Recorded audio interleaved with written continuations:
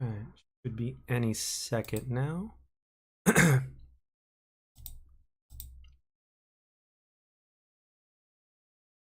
All right. All right, we are good to go. We are live according to what I see. What's up, everybody? It's Jack, and welcome back to another podcast. And this time I've got not one, but two co hosts. I have the lovely Laura, or Miss Rex, so to speak. Say hi, Laura. Hi. And of course, I've got RM Dizzle. What's going on, brother? Good, fine. All good? Yeah, what's good? All right. So today's topic of discussion is going to be like about some of the hardest games, recent and in the past. And the gameplay in the background is actually not mine. As a matter of fact, fun fact here, the gameplay that you're watching in the background is actually one of the most difficult gaming feats ever accomplished by anybody in the history of gaming. So what exactly am I talking about?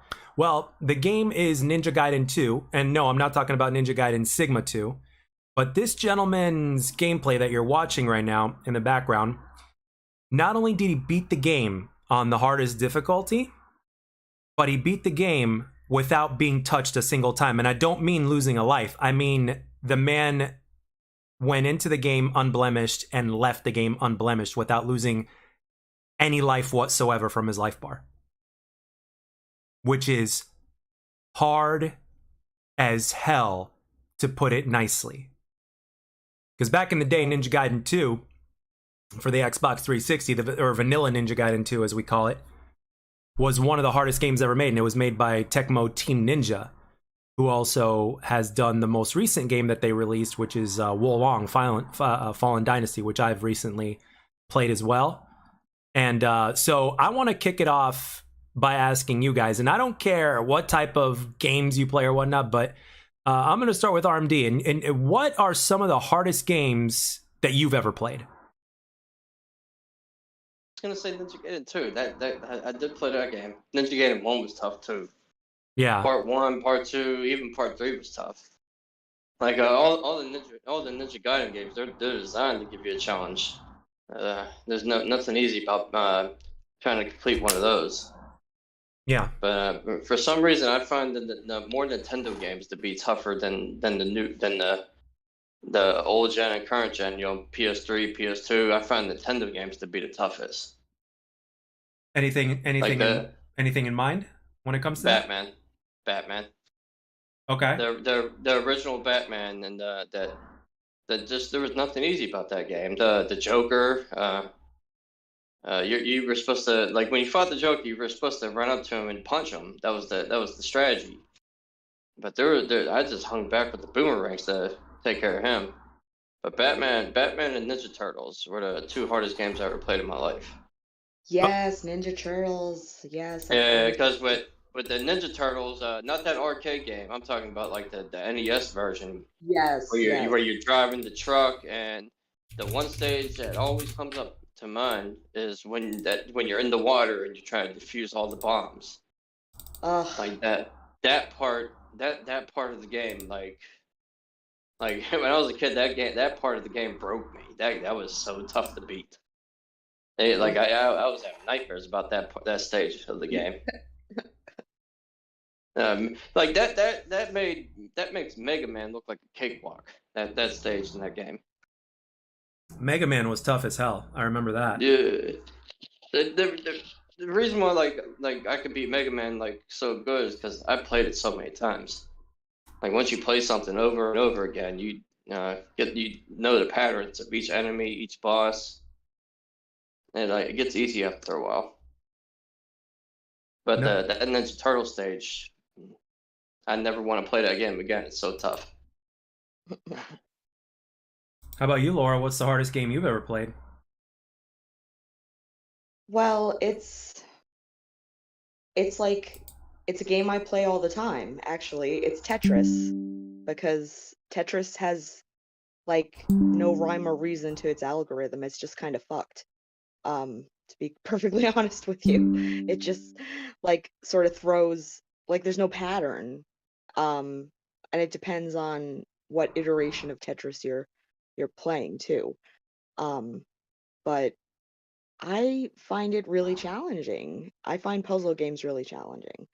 But also, another game I play all the time that's really challenging to me is Magic the Gathering. It's a card game. Um, because like, well, my deck is pretty stacked right now, but like over time, especially when you play online, over time, like you get to know certain players, and yes, you get to know like what's in their deck, but it's still like a challenge. It because I've played Legends for so long, Elder Scrolls Legends. It's like almost the same game. So yeah, games I play often, um, Legends and Tetris, and you know, they really are the hardest games. Now, when it comes to like the hardest games, you can't. I mean, the thing is with Elden Ring, there were, for instance, just to name one. I mean, granted, it wasn't uh, the hardest Souls-like game or anything like that because it gave the player options. But one thing that made me really happy was there were so many new players that played that game that never played a Souls game before, and despite the fact that it was hard, they fell in love with it. And made by Bethesda? No, it was made from FromSoft. Some from software. Oh yeah, they don't play when it comes to games. Yeah. So for me, I'm like, this is, I'm actually to a certain extent, I was almost kind of surprised, because all these other, like when it comes to multiplayer games, it's like they're doing anything to protect the new players. But it's like, well, if you do it right, you don't have to do that, because there was the one thing that made Elden Ring, according to Souls players, the one thing that made that game easier than all the other Souls-like games was the fact that it gave the player options. It's like, okay, if you don't want to face this boss, you don't have to. You can just go and explore and take on other guys and make yourself a lot stronger and a lot more powerful, and there you go. And then you can come back and you can face that boss when you're stronger or whatnot. So still difficult though, because you still have to face enemies and then there's other things you go through. But despite all that, people fell in love with the game, and it kind of surprised me, but in a good way though, because I would think in my mind that people would be turned off by a hard game, but no, surprisingly they weren't. I guess they just kept coming back and playing it, and I guess as they got better, they ended up loving it more. And like the more you play it, the better you get, and you're not being punished for it, which is something that we talk about all the time when it comes to engagement optimization matchmaking for multiplayer games. Like when noobs end up getting better, they're not going to reap the rewards because the system is designed to make the experience worse the better you get, because it's rigged against you. It's not it's not like okay, you're getting better, so therefore you'll be rewarded sort of thing, which defeats the purpose. So, but yeah, like with this game, I remember, let's see, like this game, obviously that's in the background, was one of the hardest games I ever played, but over the years, I actually did RMD. I actually did play Mega Man when I was in elementary school, like when I was a kid. And those games were hard as hell, because I remember watching you play them a few times and on your stream, and basically like it was absolutely like, I was like, holy hell, because those games, as simple as they are, they're tough. Those old school Japanese games, the NES ones, of the original like 9 or 10 of them, like those games are hard. They're not easy. They're not meant to be. But the good news is, though, is like, the more you play them, the better you get. So, I mean, if I did it as a child, I mean, granted, I never beat Mega Man 3, but I did get past the first batch of bosses, and then I was like, oh, I thought I had beaten the game, and then I'm like, oh no, I gotta face this, and then I'm like, oh shit. So, Mega Man? Well, Mega Man, that didn't come natural to me. That was like, I struggled a lot playing it, at first before I got better at it. Like it takes a lot of practice. But don't you think ultimately, like, do you believe that like the struggle? Do you believe the struggle is part of what make games great? Oh yeah, because you learn from struggling with games. That's how you learn from that's how you get better at games. You got to struggle with them at first. Then it takes over time. You just get better and better. Like the more I play a game, the better I will get at it. Like And that what? Mega Man Go ahead. except for the Mega Man X series, like I'm gonna admit right now, I am no good at Mega Man X. Like the regular NES, I can beat the Mega Man X, but that's not my favorite type of Mega Mans to play. Now, Mm. besides, okay, so what are the difference? What's the difference between that Mega Man X, and the original NES games? Like, what's the difference that you don't like playing those? The movement, like in Mega Man X, there's a way you can jump higher and further. You can jump higher and further in that. You get like attachments for for Mega Man. You get boots to make them jump higher, jump further, make them slide faster. You can level up his arm cannon, his armor, like all that together. Like you gotta like in the old NES Mega Man games, you didn't have to find none of that stuff. You just played right through, learned the patterns of the enemies, and beat them. And the Mega Man X, it was more complex with the you need armor parts to like boots to jump higher, arm cannon to make your shot bigger, and the chest armor to take more damage. And the enemies took more damage. The enemies took more damage. They were smarter than the NES version. Like I can beat the games. It's just I just thought they were more complicated. Okay. And Now, so in other words, in your way, you're basically saying that simplicity would be the way to go when it comes to yeah, games like that. yeah, because if you try beating, you can't beat Mega Man X without these body parts. You need them to beat the game. And you can skip, and you can beat the stage and not get it, and still continue on. Mm. If you get to the last boss and you don't have the upgrades, especially the boost to make you jump higher, you're about as dead in the water. You Mm. need these parts are essential to beat the last boss. I see. Yeah. Like I don't like being restricted like that. I like playing the game at my own free will. Like I don't like think you should need stuff to help you beat the game.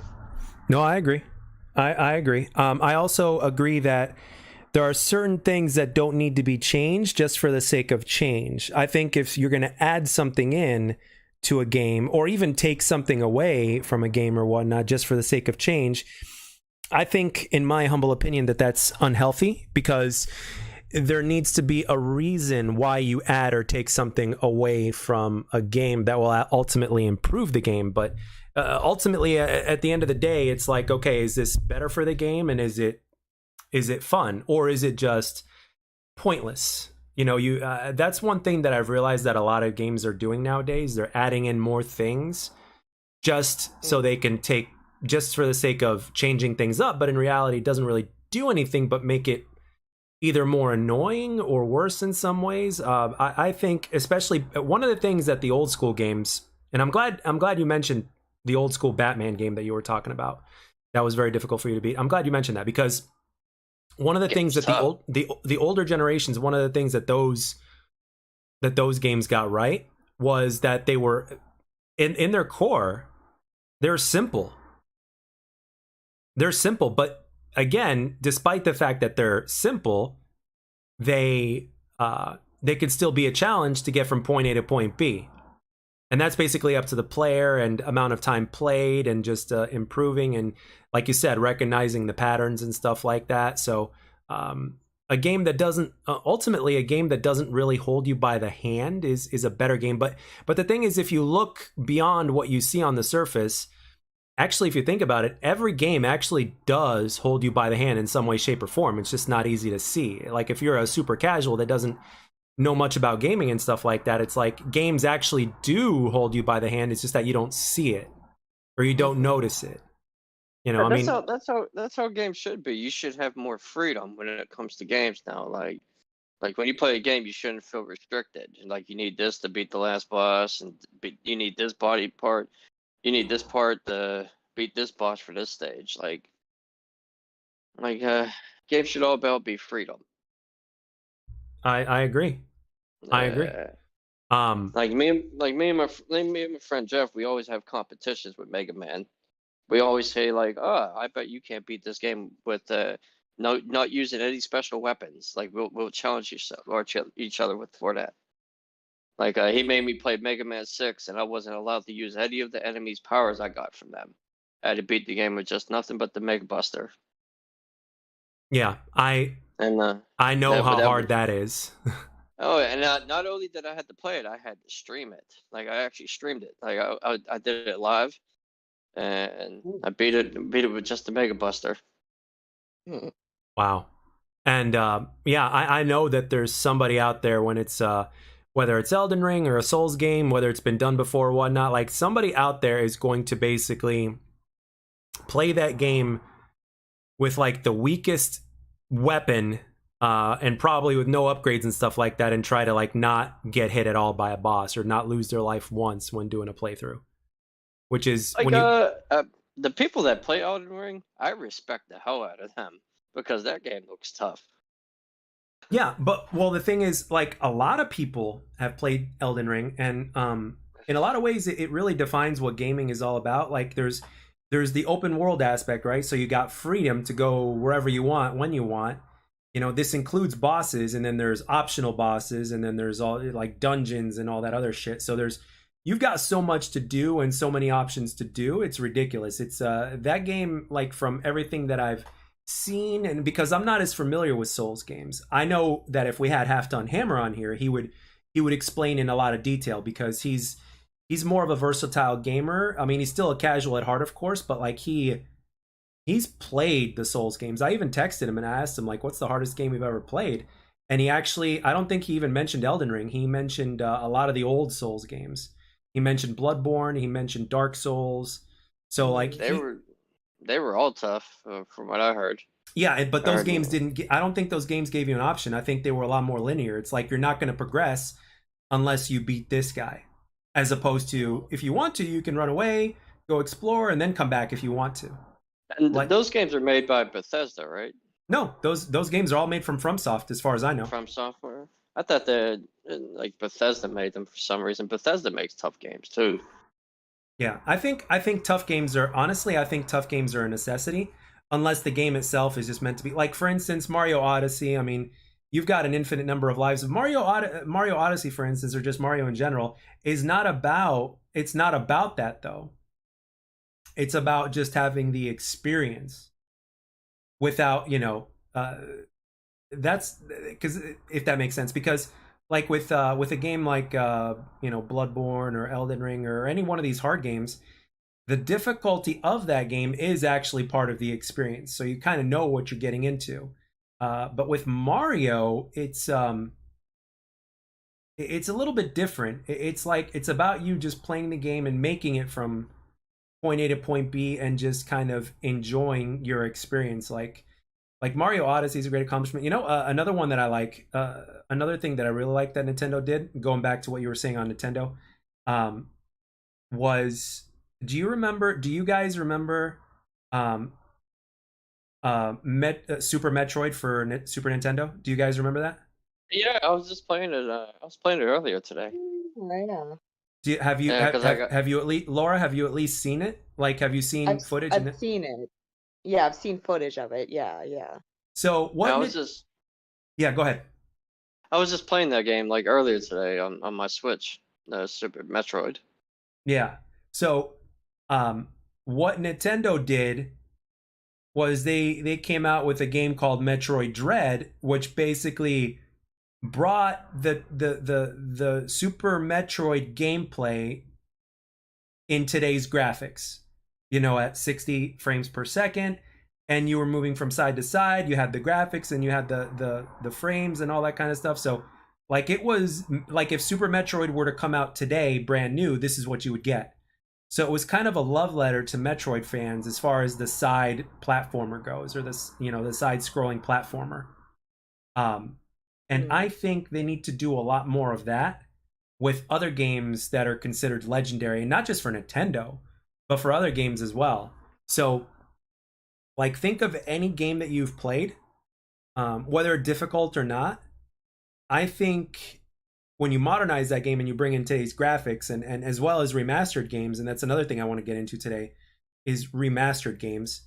Um, uh, I think they have a place in today's games, not just because of us and because of the era that we grew up in, but also for the generation that is currently where we were back then. Because um, obviously every generation has its own special thing about it, and you basically had to be there in order to truly and fully understand it and see why it's so legendary. But I think remastered games have the potential to be almost as effective for the newer generation, just as much as our generation. Like, for instance, Resident Evil 4 remastered is due to come out soon. And for the GameCube, that game was absolutely legendary. And I actually had a GameCube, but I had no idea about Resident Evil 4. I was never a Resident Evil fan. And at the same time, I didn't know Resident Evil 4 was just going to be so different on top of that. I just didn't pay attention to it.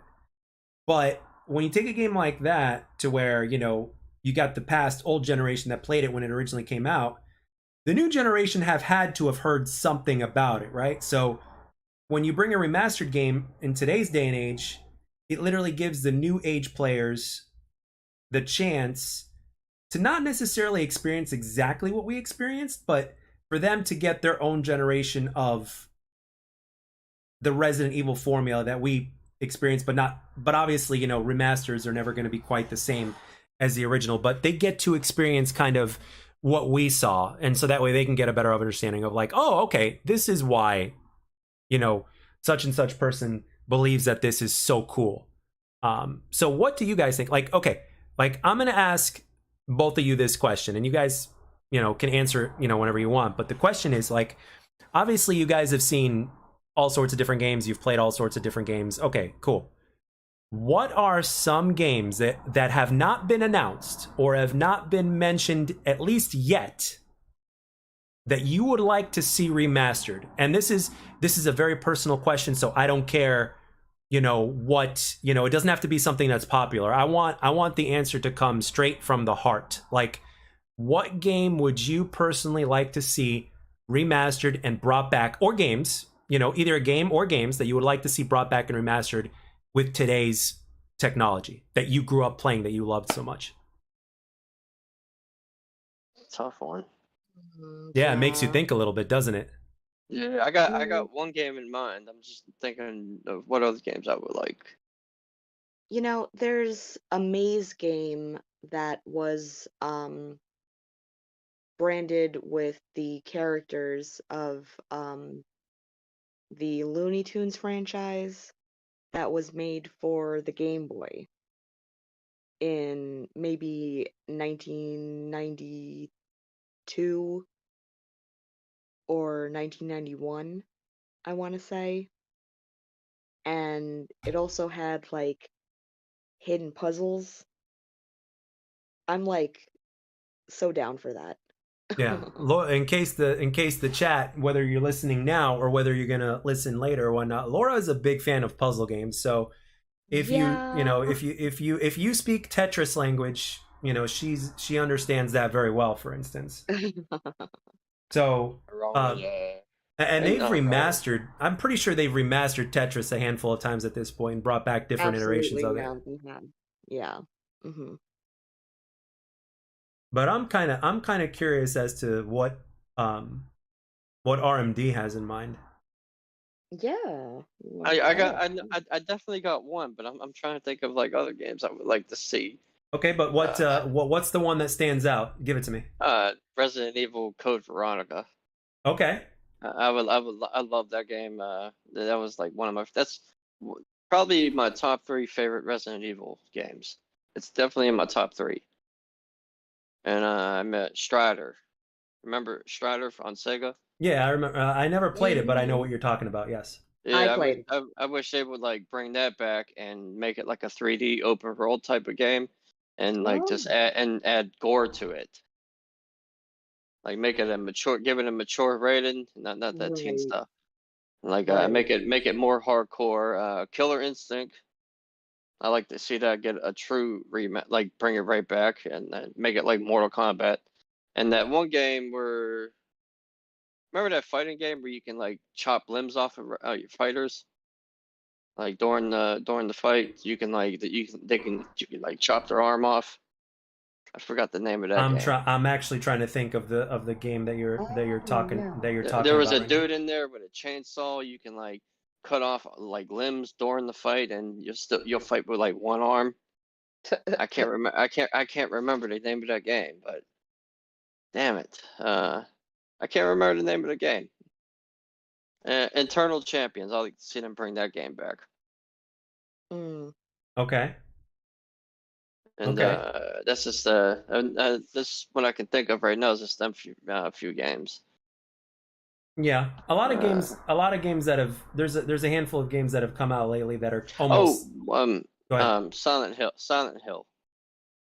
like a true Yeah, Bring remaster. back a like a remake, not a remaster. Bring it back like a remake of Silent Hill, I would love that.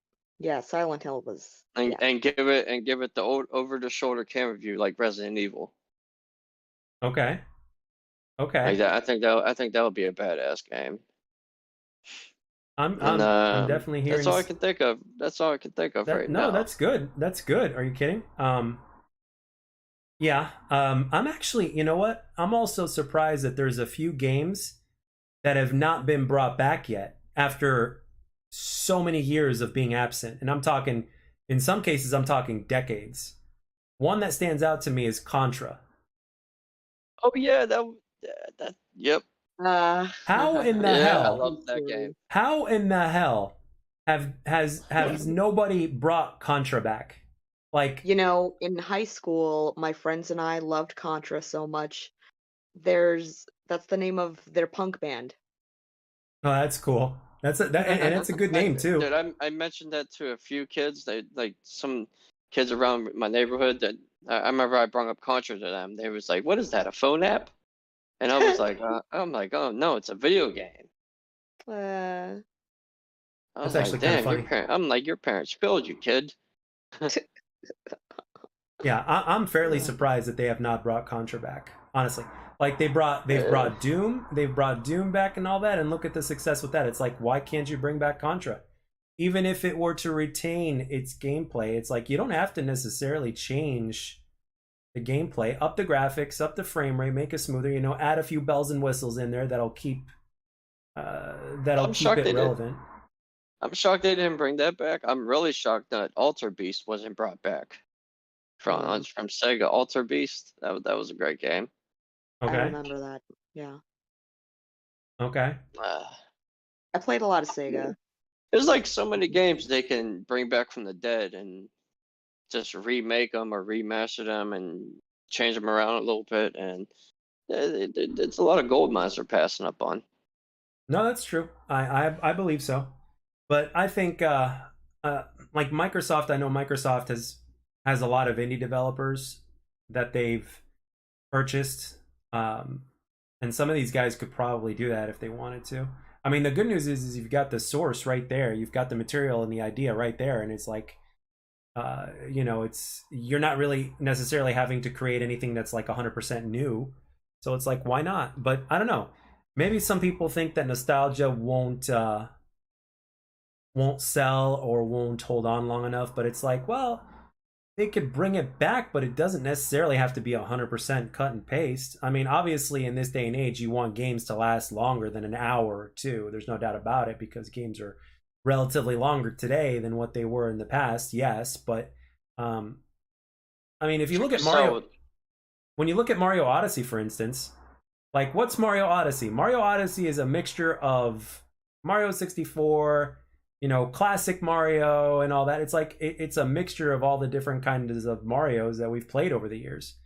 That's Mario Odyssey. So it's like if Mario Odyssey can be successful, and if Mario to this day still stands out and is strong and is always good quality, it's like you could do this with a few others. I don't see why not. I know Nintendo better be working on a fucking Donkey Kong. I know that. Like Donkey, they better be. I'd be shocked if they weren't. Um, But bring back a Super Mario. yeah, but that's true. If that's what you want, I mean that's I did ask that question. So with today's graphics and all, I don't see why not. But a lot of people like it has to.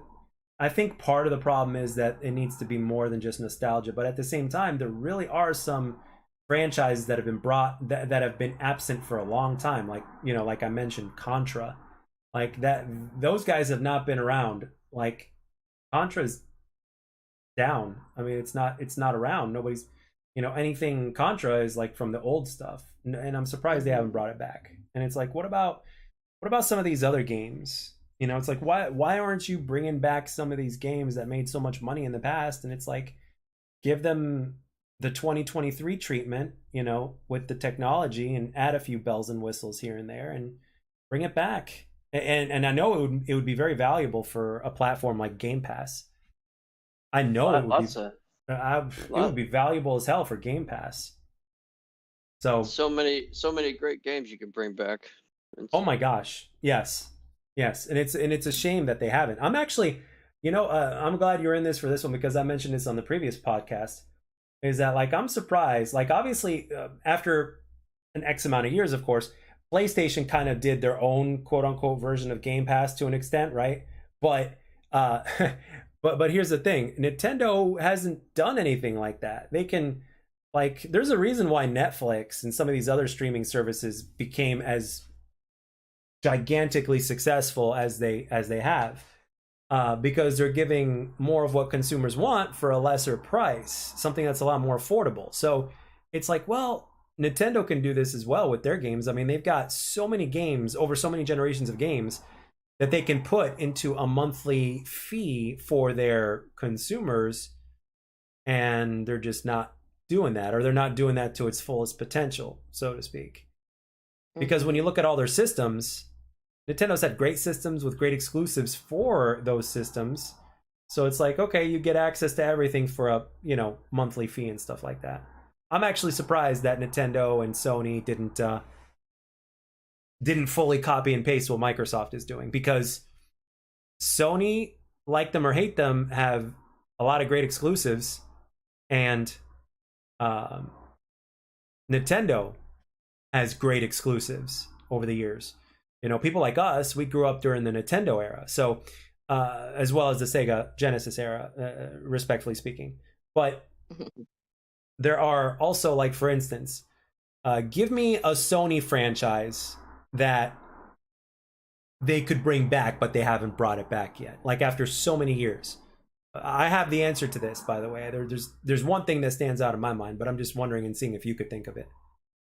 Like a new IP, like bring it back from No, like bring back a game that was brought. I mean, they could bring it back as a new IP, I guess, but like Personally, I'm hoping one day they come up with Dead Space 4. Sooner or later they're gonna do that. The remaster of Dead Space made way too much money. It was way too successful, which is good. Callisto Protocol was a disappointment, unfortunately, for most people. That's what everybody says. I love that game. Like that was my experience. I love Callisto Protocol. Hey, if it does it for you, man, then that's good. Unfortunately, everybody thinks it's a bad game because once you master the dodging mechanics, it's the game you can blow right through that game. I think I heard something else like along the lines to where the weapons really aren't that much fun or whatnot, or or they can't. The projectiles weren't that strong. The stun battalion that you get from the game, that's pretty much your best weapon in the game. Right. Right. But and the story was lacking, but lackluster from what everybody said. The story lackluster. But I enjoyed the game. But everybody to each their own. What about Siphon Filter? You remember Siphon Filter? Oh, I'm trying to Mm. remember. That was a long Siphon Filter. My friends used to play that. My friends played that all the time back in the day. Yeah, they Uh, made 2 sequels for it, and you know, it was PS1 and PS2 days. But ever since the PS1 and PS2 days, that game has been MIA. Another franchise. Now that you think about it, I wish they bring back Splinter Cell. Yeah, I think they were talking about that. And another thing that I want, like if they bring back Splinter Cell, I have one request and one request only. And I want the original voice actor to make a return. Like I Yeah. want Michael Ironside Mhm. to voice Sam Fisher. Oh, and one more, Max Payne and Manhunt. I wish they bring them two games back. Max Payne and Oh what? yeah, Max Payne. Yeah. Max Payne, and Manhunt. You remember Manhunt? I remember playing it with kids in the neighborhood, but I don't remember the video Yeah. game. They had a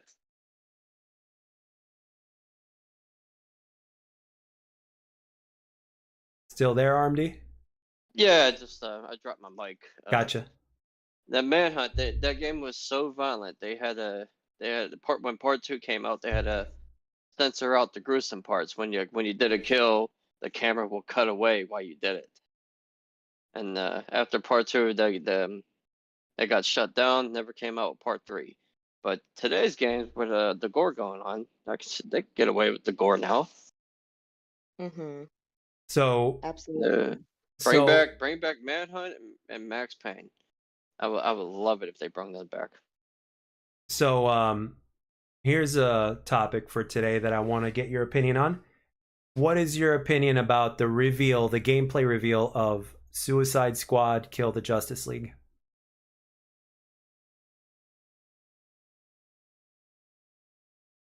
It reminds me a lot of the movie. I, uh, I'm actually looking forward to it. So it doesn't bother you that it's going to be so different from what Arkham was and stuff like that? Like everybody's kind of like jumping around like Crackdown and shooting people and all that stuff? Oh, I did not know they did that. I haven't watched any of the reveals since the first one. Ah, okay. You need to, yeah, because Yeah, recently, like what was it, a week yeah. ago, give or take, they You came gotta out, fill. they revealed Yeah, it. You gotta fill me in on that. So, That's the first time I heard it. okay, so apparently it's everybody's jumping around like crazy and armed with guns and stuff like that. It's basically like Crackdown, and Oh it's no. gonna have a battle pass. Oh no. Yeah, exactly. Yeah, now you're getting it. You can see it already. And Oh there's been a lot of no. backlash from the community, and they've already announced, I believe, that they're going to delay it. Oh no. Uh huh. You and A I, battle and mostly pass? everybody else, was expecting something like the Arkham games, but with the Suicide Squad, and then obviously different enough to be different in its own right. But we were expecting something different than what Rocksteady has showed. He said everybody's gonna be jumping around. That's gonna be one big clusterfuck. And not you've got something else as well. You got the fact that I think two of the major studio heads have left for a while now, like They probably like over left the for a last good year. reason. Yeah, there's usually a reason behind that. When you get the big guys that are behind everything, and especially that have been there a while, leaving, that's usually not a good sign. And this was back, I think, in July or June, from what I heard, or something along those lines. So when you put You all those mentioned little pieces together, it doesn't look good. mentioned battle pass. That's when I started to like lose a little hope. Yeah. I'm I mean, like they said battle it was pass. cosmetic only, but look, this IP is owned by Warner Brothers. I think the only studio that I don't know if it was. Here's the thing. I think the only studio that doesn't.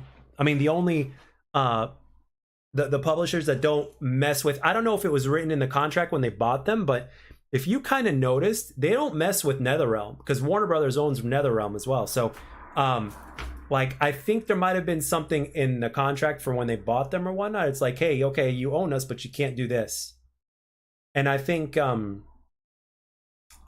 Boon still has a very big say in terms of what happens into the game, um, They even though he say it's doesn't. cosmetic. When they say cosmetic, I'm like, yeah, they're gonna start off light, and Mm. then the first update, they're just gonna pour it on us. Yeah. I mean, That's and it's funny how that all started. It all started with battle royale games and their battle passes, and then other games are implementing that into their games. Specifically games that are going to be multi-shooters. or And when they said they're gonna start off cosmetic only. That's just a nice way of saying it's their way of testing it out. yeah, See how it goes. yeah, and But see if anybody's going to bite, so to speak. yep, because once they start biting, that's when they're gonna come out with more skins, and then more skins will lead to like DLC weapons, possibly variations of the characters. They could do stuff like that, for all we know. Yeah, yeah, Yeah, but when I hear Battle Pass, that's probably that's one of the reasons why I quit Call of Duty. Mm. yeah. No, there's a plethora of reasons of why to quit Call of Duty at this point. Yeah, I I totally would get think it. why so serious? Save me money. I'll just say that. Yeah, I watched all of his videos and he saved me a lot of money. yeah. Yeah, and at this point, people are still, most people is 90+% of the people that play any game don't know what goes on beneath the surface, and they just kind of get on with it or whatnot. They just kind of, but they don't know what's going on. And if they did, it would be a big difference. But the thing is, like in Modern Warfare 2, the newest Call of Duty, right? Or excuse me, the most recent Call of Duty, they, apparently the player count is not very high at all in that game for a new game. So They're too embarrassed to put up the numbers, but yeah, they've been embarrassed since Ghost was the last game to have the numbers up. Ghost, yeah. I like Ghost. That was like one of my favorite Call of Duties. Mm. Hey, to each their own, man. I mean, like especially right now, we enjoy we find reasons to appreciate and respect Ghosts now in comparison to before when we didn't we weren't fond of it. See, the thing is, I think the problem with Ghosts is that it came out after Black Ops 2. That's the problem. Because Black Ops 2 set the bar so high and did so many things well that Ghosts ended up paying the price. Because, I mean, I commend Infinity Ward back then for going in the direction that they wanted to go to, because they didn't just want to do like a copy and paste, or they just had their own vision when they started creating that game, which is great. But Black Ops 2 just did so many things very well. Like League Play, that was done very well. The maps and all that other stuff. So Ghost just wanted to kind of give its own flavor, and in some ways it succeeded, and in some ways it failed. So, but it is what it is. And then in Infinite Warfare, they literally like copy pasted Black Ops 3 with a few additions or omissions, and there you go. And again, back when Infinity Ward was good, like everybody was still giving them shit. So in a sense, that thing was doomed. But right now they're shit, and it's true that they are shit. It's I think a lot of people just Another don't. reason is they have no competition, so they're not going to change it up. They Not have no yet, not yet at competition least, at all. not yet at least. Yeah. Do you think that when the deal goes through with Microsoft and they acquire Activision Blizzard, do you think that there's going to be any change in terms of how they develop COD? Besides the work environment being better, do you think that the game might change for the better as far as game goes? No, Mm. I hope so. I hope so, because like when there was no skill based matchmaking, Call of Duty, that was the best time to play Call of Duty, when there was no skill based when the skill based matchmaking was not really strict. Yeah, That's when it was more fun, yeah. Well, yeah, because that's because true. because skill based matchmaking, that only not only just messes with your skill, but that robs you of your connection and everything. You experience more lag, and there's more glitches involved, and But there's also more to it than that. There's also um, the that patent. There's engagement optimization matchmaking. So yeah, that that for too. me is the biggest thing when it's literally rigged. They didn't have to take it that far, but they did. you know. And And hopefully other it, games don't do this because it's really pathetic. So um, it hurts the players too. Like no, it hurts the high skill because because high skill will play high skill. It hurts the lower skill even more because in order to get good at a game, you got to take a couple lickings. You know, you're never gonna get good at a game if you don't play against good people. Mm-hmm. True. Like that's the best way to get good at a game. You play against somebody better than you. yeah, and it's not like it's that bad when the like it was back in the old days. It's not. It's there's usually one good player in a lobby, sometimes two. I don't know. Back in the day, like if you were teaming up with two other people, I mean, you'd be pretty much guaranteed to stomp a lobby. But like for me, I always like to play solo, but that's just me. But um, In Black Ops 2, I play solo all the time. I used to take over lobbies in that game. yeah, Uh, Now, like ever since Black Ops 3, like I struggle in Call of Duty now because of the skill-based matchmaking. Like Black Ops 4 is when I started feeling how bad the skill-based matchmaking was. That's when I noticed how bad it was, how tough it was in 2 and everything. I don't think Black Ops 4 had skill based matchmaking, but what they did was they had the team balancing. Oh no, yeah, I yeah, think that's what you're talking about. correction. It was the team balancing because, like in Black Ops 4, my KD was a 1.71, and they would stick me with 4 other people on my team with no thumbs. Yep. Ugh. Yeah, that's what they do to balance it out. And on the other team, there's at least maybe like 2 or 3 good players helping the top dude, and there's only one bad player on the other team. Yep. Yep, that's very tough. It makes the experience. But I'll tell you what, it's the lesser of two evils if you want to compare that to engagement optimization matchmaking. Uh, But no, well, I didn't get my like I would like I was the only one on my team that was doing good. Everybody else was negative. Like I yeah, will get I will get my normal 30 plus kills, and I will have a lot of deaths, but everybody else behind me will be negative and wouldn't help me out at all. right. Especially if you're playing objective based games.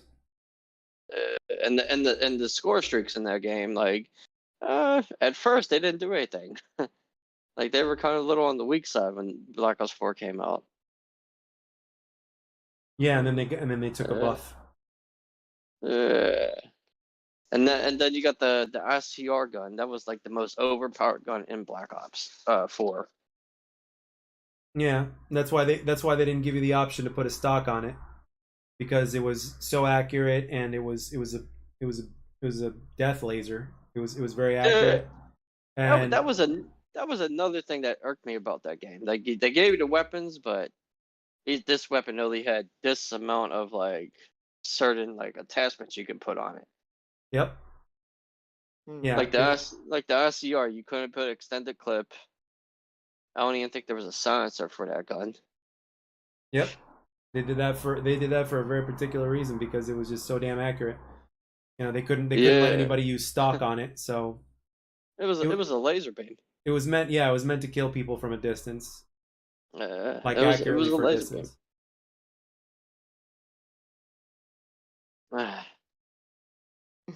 Now, what are your guys' opinions on long games? Are you guys for games that are longer and take a lot more time to beat or complete, or do you think shorter is sweeter? Like, what are you guys' take on that? Because I know it's a very casual question because most casual players only have so much time to play compared to people that are quote unquote gamers, right? So, what's your opinion on games lasting longer versus games that are shorter? I know sometimes to some extent it's related to what kind of game it is. Like for instance, RPGs generally are a lot longer than other, like let's say fighting games, right? But obviously over time games have overall taken longer to beat. But what's your take on the games that are just like way up there? Like I heard Um, like like for instance like 100 plus hours in order to get by Elden Ring or whatnot, or to complete Elden Ring to where you need like a 150 hours or it's are you guys for that because it makes the price worth of admission right there? It's like you're definitely getting the bang for your buck with the amount of content you're getting, or do you think that games in general should just be, shorter? Like, what's your take on that? I'll let Laura go first on this. Oh yeah, I was just gonna say, it wasn't like that long, but I played Detroit Become Human. That would took me like, I don't know, 12 hours. So Yeah, to beat the campaign.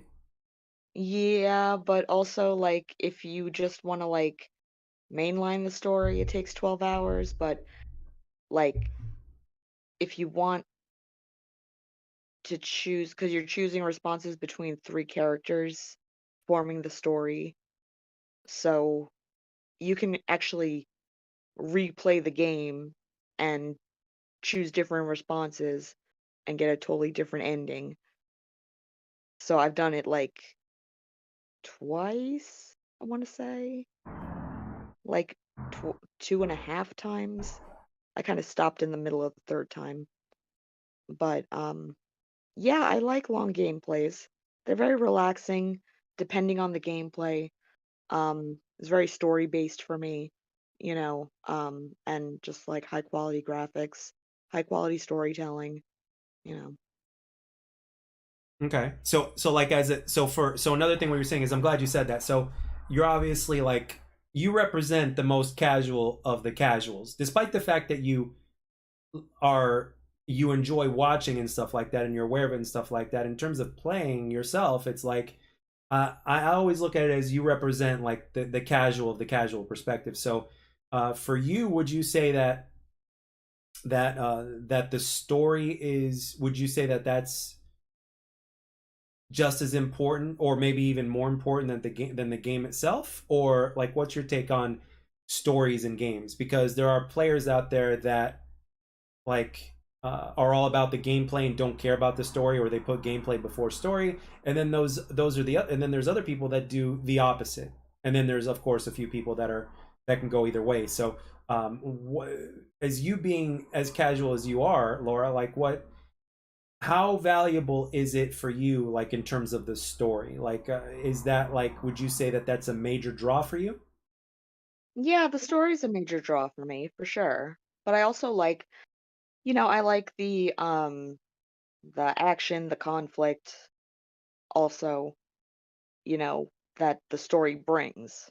So it's like there's a reason for the gory violence that's coming. Yeah, I think Devil May Cry does this very well. Like, there's 20 missions in a Devil May Cry game, so you got a cutscene, before the first mission, and then after you defeat each mission, you have a cutscene after that. So it's like it goes cutscene, mission, cutscene, mission. So during the cutscene, you've got your story elements, and then you've got your action and your gameplay and everything like that when you're playing the mission. And then when you complete the mission, it's like okay, you got another cutscene right there. So the game progresses in story just as fast as it progresses in the gameplay. And when you look at it from both sides, I think that's why Devil May Cry has become as successful as it has. And the fifth Hmm. one, which I have, is a great game. So RMD, what's your take on this question, my friend? What's your point of view on it? See, the games I buy my games based on how long they are. So and plus it varies too. Like if it's a horror game, like I don't think horror games should be long. I think the horror game should be anywhere between 12 to 15 hours long. Like that's pretty decent right there for a horror game. Uh, Action games, storytelling games. I like storytelling games to be long and games where you can progress in it. Like where you can level up your character. Like Dead Space, you can level up your character in that. And like if they're trying to sell me a game that's $70 and there's only like 8 chapters, I'm not buying it. Right. Right. Yeah, if you only give me 8 chapters and you want me to pay $70, I'm not buying it. I'll wait till it's on sale. The game for me the game got to be at least like horror games 12 about 12 to 15 chapters. RPG games, I would say about the same length as like Fallout, like so at least 60, 65 to 70 missions in the story mode. Was Fallout 4 pretty long? Fallout 76, that was about 60 missions. The Okay. story mode. Did you play Fallout 4? No, no, no, I never played Fallout 4, but I still play Fallout 76. Like I already beat the story mode, but you can still it's an online game, so you can play like online events and everything after you beat the story mode. Okay. And you can level up your character. Like I'm looking to get stronger weapons in the game. That's why I still play it. Like I want to get stronger weapons in the game so I can kill stuff faster. Fallout But 76 had a rough start though too, didn't it? yeah, it still does. It still has its glitches, but it's a lot better than what it used to be. Okay. But and to answer that question, like the games that I play, I would only buy them pay full price if they were long enough. You know, if they had if they got 7 chapters and they trying to sell it to me for $70, I'm gonna go tell them no way, I ain't buying that game. Now, It gotta have at least 12 to 15 chapters in the action game for me to play it. okay, so correct me if I'm wrong, but would it be safe to assume that you're gonna get Zelda, the next Zelda game? Is it for Nintendo? It's for the Switch, yeah. The next the Switch? sequel to Breath of the Wild. I forget what it's called. Tears of the something. Probably. Uh, Because Zelda Breath of the Wild, like if you wanted to complete it, it would take like over 100 hours or some shit like that. oh yeah. See, 100 hours. I'm gonna go on a limb here and say that's a little too long for me. But but that doesn't mean I won't play the game. Like I'll still play the game. Yeah. No, I mean like it might take like 50 hours to like beat, maybe even less. But if you want to complete it, so that's the difference what I mean by completing. So just like I know you know this, but I'm just saying like also for the viewers, anybody that sees this later or whoever's watching now, like when you complete a game, you're doing everything in it. Like you're doing all the side quests and all that stuff, probably maybe even do the achievements as well. But like you're doing everything there is to do. Like you're finding all the nooks and crannies and stuff like that, all the side quests, 100% upgrades, you know, all the hidden stuff, you name it. But that's what completing is. But like when we're talking about beating the game is like what Laura mentioned earlier with when she played the game that she played, to where you're just Oh, getting the through the tree of the campaign. moon. Yeah. Like you're just beating the story mode. You know, you may not be at 100%, and you may have not found all the secrets and stuff like that, but you still beat the game. So that's the difference. What I mean, like completing and beating. And there's also a website which you probably know about. It's called howlongtobeat.com or whatever, and you just put the title of the game and it'll tell you, it'll give you an estimate of how long it would take you to beat it or how long it would take you to complete it and all that other stuff. And it'll give you like through data from all the systems that it's played on and from people that have literally given their feedback on how long it took them to beat. Like literally. So Like anywhere from like if it goes by chapters, if it has like 30 at the most, like if it has 30 chapters, I'm definitely invested in it. Like the story don't gotta be perfect, but it just gotta make sense. would you like to see Gearbox Software actually create a Duke Nukem game from the ground up? Definitely. Okay. Yeah, I love Duke Nukem. But he says the most outrageous stuff that makes me crack up. Yeah. Like for people like us, Duke Nukem is not. I heard they're making he's a not a movie dead of that. character, you know. I heard they're making a movie of Duke Nukem. If Really? I think that was canceled. Yeah. I think John Cena was supposed to play him. I think, but I think Yeah. that was canceled. I think it would be. I remember watching an interview with John St. John that he was on a podcast, and for those of you guys that don't know who John St. John is, he's the man who's been voicing Duke Nukem since the very beginning.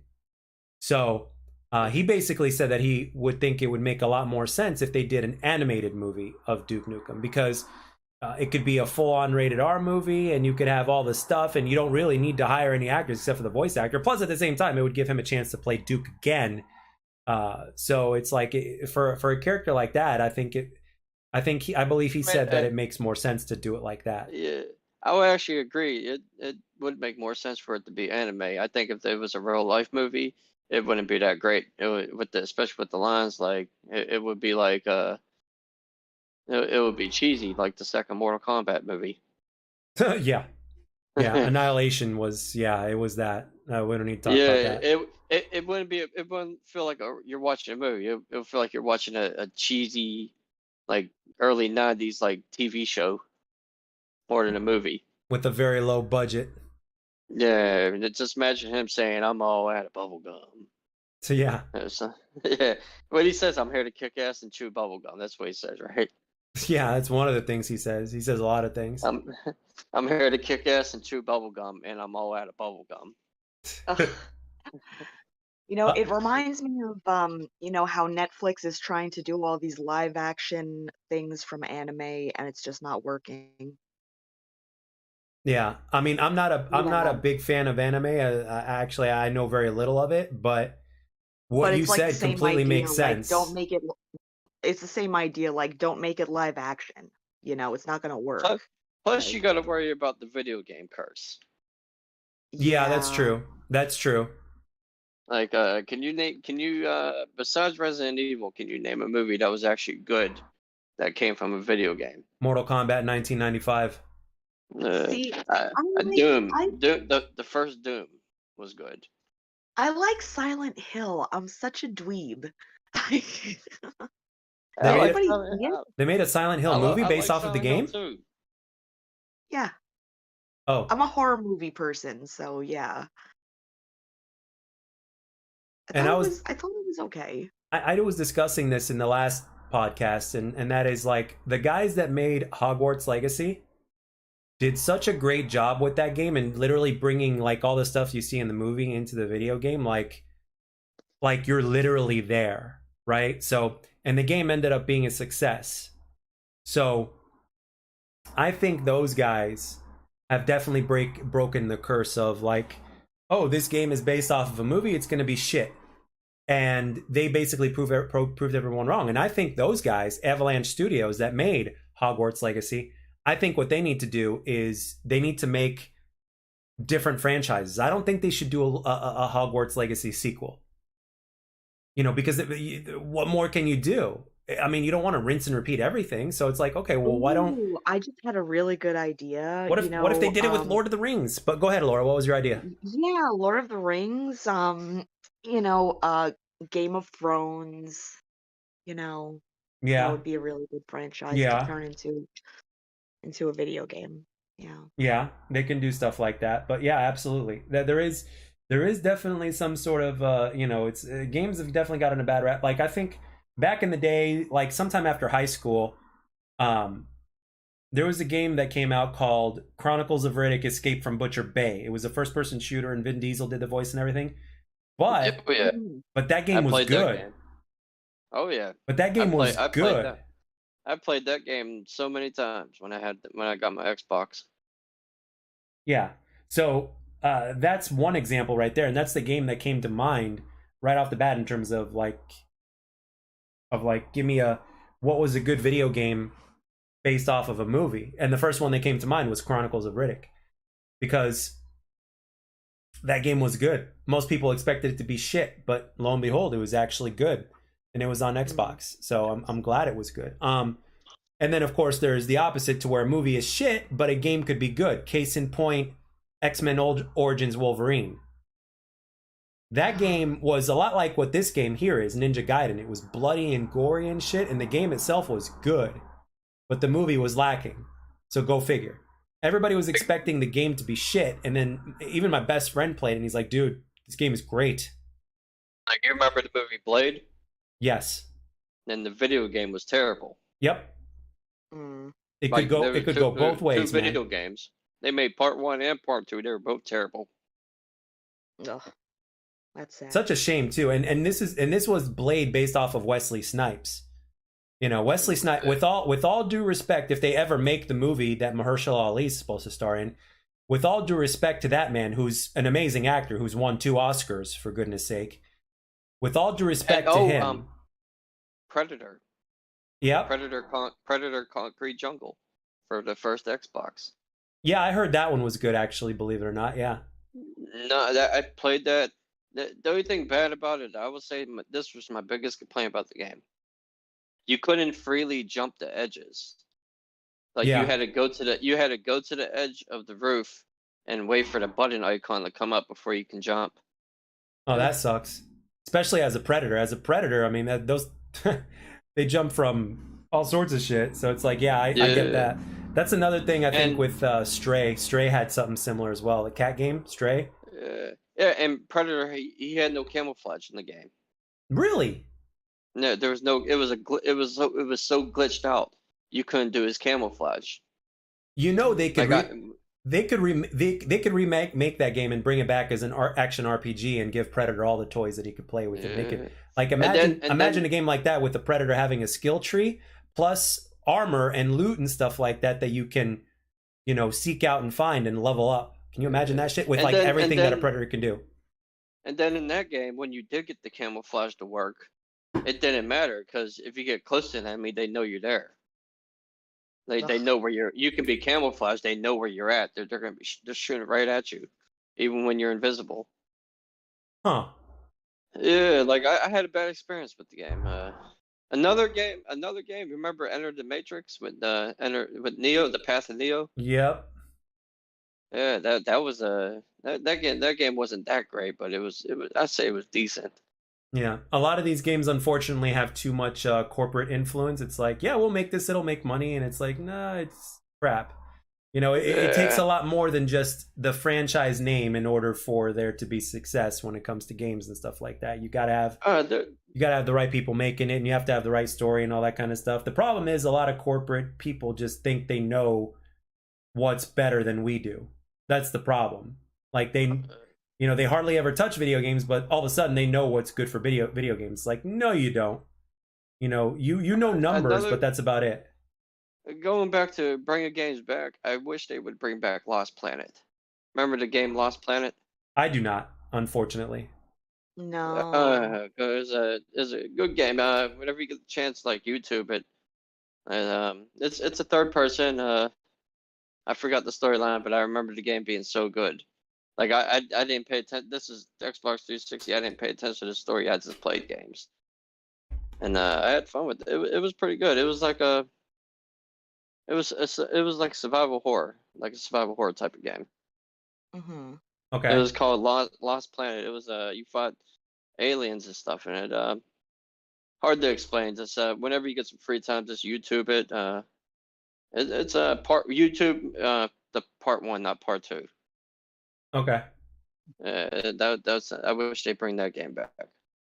All right. Now we're going to get into something that is it's on a lot of players' minds right now. So, Starfield.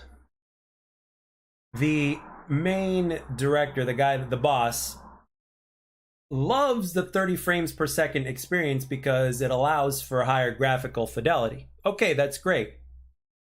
But with that being said, if there's no performance mode that allows you to play at least at 60 frames per second for Starfield, in your opinion, in the year 2023, is that going to kill the game for a lot of players?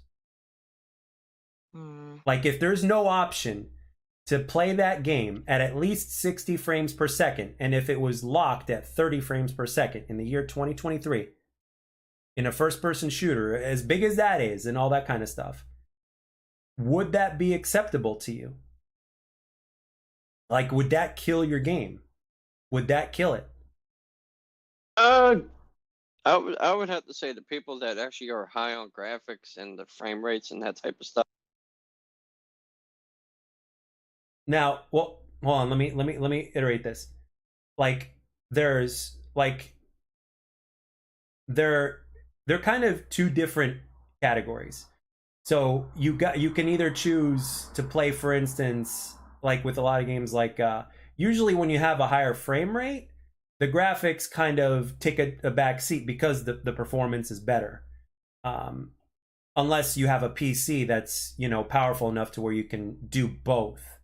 But generally speaking, the rule of thumb is the higher in graphics you go, the frame rate lowers, and vice versa. So the higher the frame rate, the lower the graphics. So the thing is, in the year 2023, so many games right now are like 60 FPS for most games. The vast majority of the games is like the lowest amount of frames you'll get, right? It's become standard now.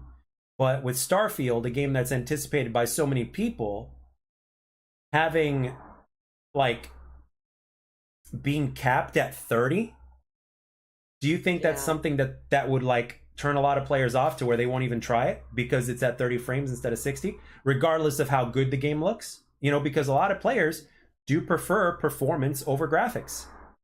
And 60 frames is like, in this day and age in 2023, is like the lowest acceptable score, so to speak. It's like the lowest that most gamers are willing to go to play a game. Like they don't want to play anything under 60, especially in this day and age, because there's But not many games. Yeah, go ahead. the 60 frames and 30 frames, is that mainly just PC players complaining about it? No, I'm saying it's gamers in general. Like, okay, let's put it this Gamers in way. general? Yeah, let's put it this way. Like when Halo 4 came out, I believe that was 30 frames, if I'm not mistaken, right? And they've upgraded to 60. Like you can probably go and look up videos on YouTube comparing 30 frames to 60 frames side by side in any video game, especially ones that have been kind of um I'm definitely gonna have to do that because yes, I can't tell. because I it, can't tell the frames when I play games. I can't tell between 30 and 60. trust me, you will. Like you should be able to tell between 30 and 60, especially if you're seeing them side by side. And then if you go from 60 to 120, you'll be able to tell again. Once you get past 144 or whatnot, it is so hard to tell the difference. Maybe 10% difference at best. Like once you get to 240, there really is no reason to go above 240. I mean, your eyes just can't tell. It's kind of like going from what's it called? 1440 to 4K. Like once you go beyond 1440, you really can't tell too much of a difference, really. So it really doesn't matter. So Like going back between like PS4 and PS2 or PS4 and PS3, would it be like that? Like frames? yes, because back during the PS3, most games still ran at 30. Call of Duty. Okay, One of the reasons why Call of Duty became so big was because it was the first multiplayer shooter that was running on 60 frames on console. Okay. So, okay, put it this way. Xbox 360, right? Halo 3 multiplayer versus, say, COD 4 multiplayer. And we're talking back in 2007. We're not talking now, because right now, Halo 3, you know, because they've upgraded it, obviously, to get as many frames as you can handle or whatnot, you know, you can play it at whatever. But back when it launched, For some reason, I thought Halo looked better graphically than Call of Duty did. well, Halo did look better graphically, but that's what I mean. Going back to what I was saying, like Call of Duty didn't look as good, but it ran at 60, and everything else was running at yeah, but everything else was running at 30, Okay. Yeah, Halo Reach, do a that was so good. little video search like after the cast or whatnot, or whenever you want, and side by side, you know, 30 frames versus 60 frames, and tell me, you know, I mean, you'll probably be able to notice possibly a graphical change, you know, but right now, I mean, those games are old, but like just you can tell. I mean, it's like, you know, it's like, do you want to have the visual experience, or do you want to have the performance? You know, even if you were to downgrade the visual experience, it won't be too much of a downgrade. So like at the end of the day, it is a shooter, so it needs to perform really well, and when your character moves, you know, it needs to be smooth. So 30 frames is just like not that smooth in this day and age, especially since we've been exposed to like, you know, 60. Since it's like all been explained, I'd rather have both. Well, yeah, of course. I can't. Obviously, you can't play on bad graphics. You got like once you get spoiled with today's consoles, you can't go back. Of course. But the thing is this, like I'm saying, if it's capped at 30, if Starfield is actually capped at 30 and there's no option to bring it up to 60 in any way, That will kill the game. That was my question. So you think it would kill it? Yeah, yeah, because like there's a lot of people out there that really care about the frames per second, you know. So that could kill it. Yeah, the game Uh, director or the owner of the studio or whoever he is, forget his name at the moment, but yeah, he's because basically the head of Bethesda. He loves you said he PS3 that games run at 30 frames per second, right? yeah, yeah, for the most part, yeah, Yeah. except for Call of Duty and maybe a couple of other games here and there, but in terms of Call of Duty, that ran at 30, yeah, but a lot of games ran at 30 back then. Yes. Wow. Hmm. On the newer consoles, they correct me if I'm wrong, didn't they say that the newer consoles can handle the 60 frames? They can, but they have to optimize the game in order for that to happen. You know, Yeah, you still have to optimize the game. Like for instance, right? PC is the most powerful platform, right? I think we can all agree on definitely. that, right? Definitely, Really? definitely. Yeah. So Yeah. PC is the most powerful platform, but if you're looking at the games that have been released recently, they're some of them, some bigger games especially, like they're running the PC ports of those games are running like crap, and the console versions are running better, and that's because they haven't been optimized properly. So the same thing goes here. It's like you can make something powerful enough to where it can handle the frames like the new consoles or a good PC, right? But if the game itself is not optimized, it's just not happening. It takes like to make the frame rate. I don't know the specifics behind the development because I'm not a developer, but I have seen developers like on the internet basically mention that when you're upping the frame rate, it takes a lot of time in order for them to do that. It takes a lot of work for them to be able to do that. It's optimization and all that other stuff. So if the game Hmm. itself is not optimized enough to be to at least allow 60 frames per second, in the year 2023, in my humble opinion, and I agree with you with your answer, it's like I think that would kill the game, especially since it's a first Uh, person shooter. I mean, I'm sure the game itself could be amazing. Like there's a lot we don't know. They're going to have a reveal event for it, like if you don't, right after the if you don't, showcase. Starfield's going to have its own event. Go ahead. yeah, because if you don't optimize the game right, it could end up like that game Cyberpunk. Yeah, but it's not just that. Yes, you're right, 100%. But I'm just saying it won't be another Cyberpunk to think where things are that shitty. But the thing is, when a game is capped at 30 in this day and age, it's like you can't. I mean, and it's a first person shooter. They might have gotten away with it a little bit more if it was like a game like Elden Ring, for example. But even that's probably the only. That's like one of the few bad things people can say about Elden Ring is that it's capped at 60. Mostly PC players are the ones that are complaining about that. But even people that own a PS5 or an Xbox Series X will complain about that as well, because one of the reasons why they got those consoles is because they wanted the capability to go to higher frames. So, uh, But they're gonna make sure it can run good at 60. Like they could be like, oh, this game don't run good at 60. We're gonna drop it to 30. yeah, Maybe it runs better at 30 than it would at 60. yeah, no, that's what I'm saying. It needs to be optimized. So, Yeah, like, but in this day and age, 60 is the standard. You know what I mean? So, yeah, definitely. Because that's you got new consoles for a reason. You might as well and set not the just that, but it's also like this is a big game. Like this is a yeah. big game. Like it's a very anticipated game. A lot of people are anticipating this thing. And So another thing about the Starfield game, I heard it's gonna be on PlayStation too. no, it's not.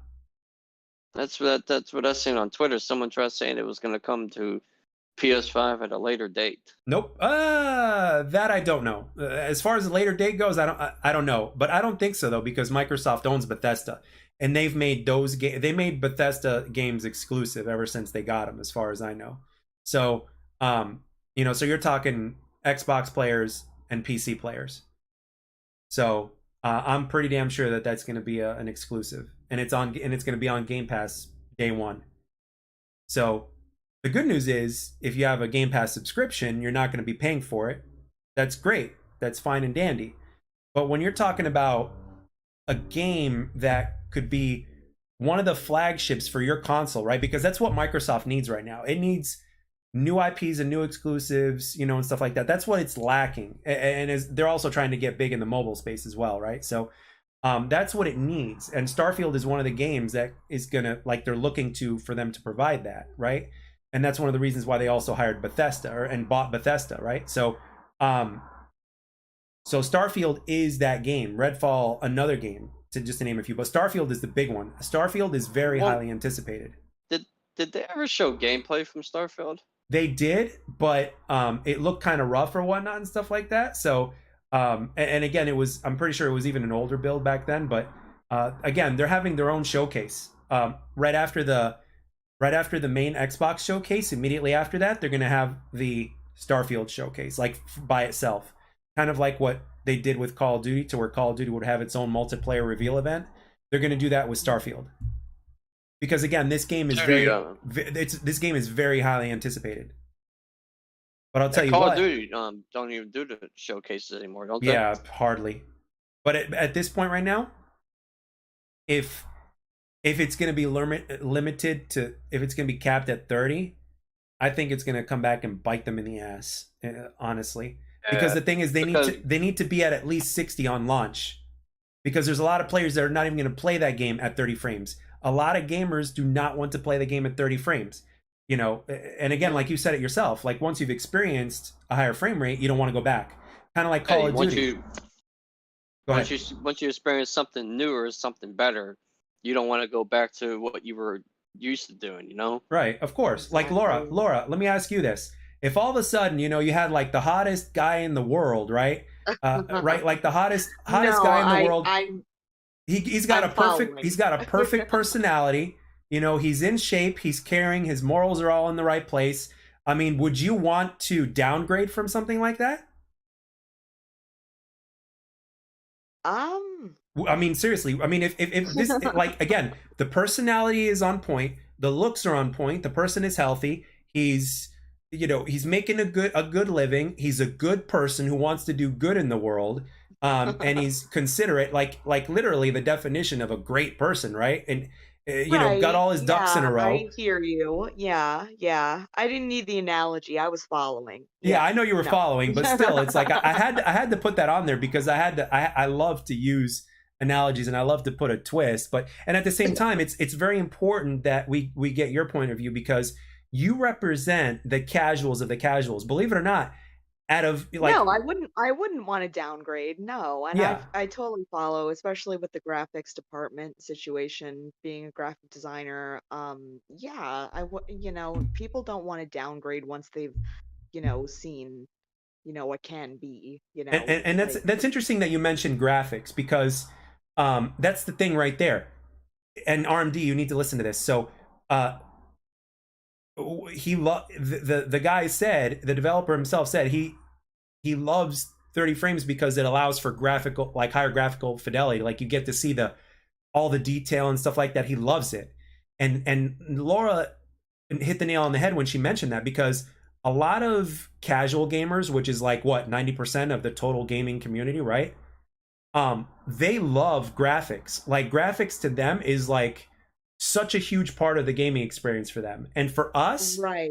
And for us, for me and RMD, for instance, right? I mean, I can't speak for you, RMD. I don't want to put words in your mouth. Accuracy and speed. Yeah, we prefer, like, I'll speak for myself. I won't speak for RMD, and I apologize about that. But like for me, I like games right now. They look good enough for me. Like even games that aren't the best looking games right now, like I don't need better graphics. It's not a necessity. I prefer the game to play smoother. You know what I mean? And the thing is, for me, it's like I'll go down to 60 frames per second in a game.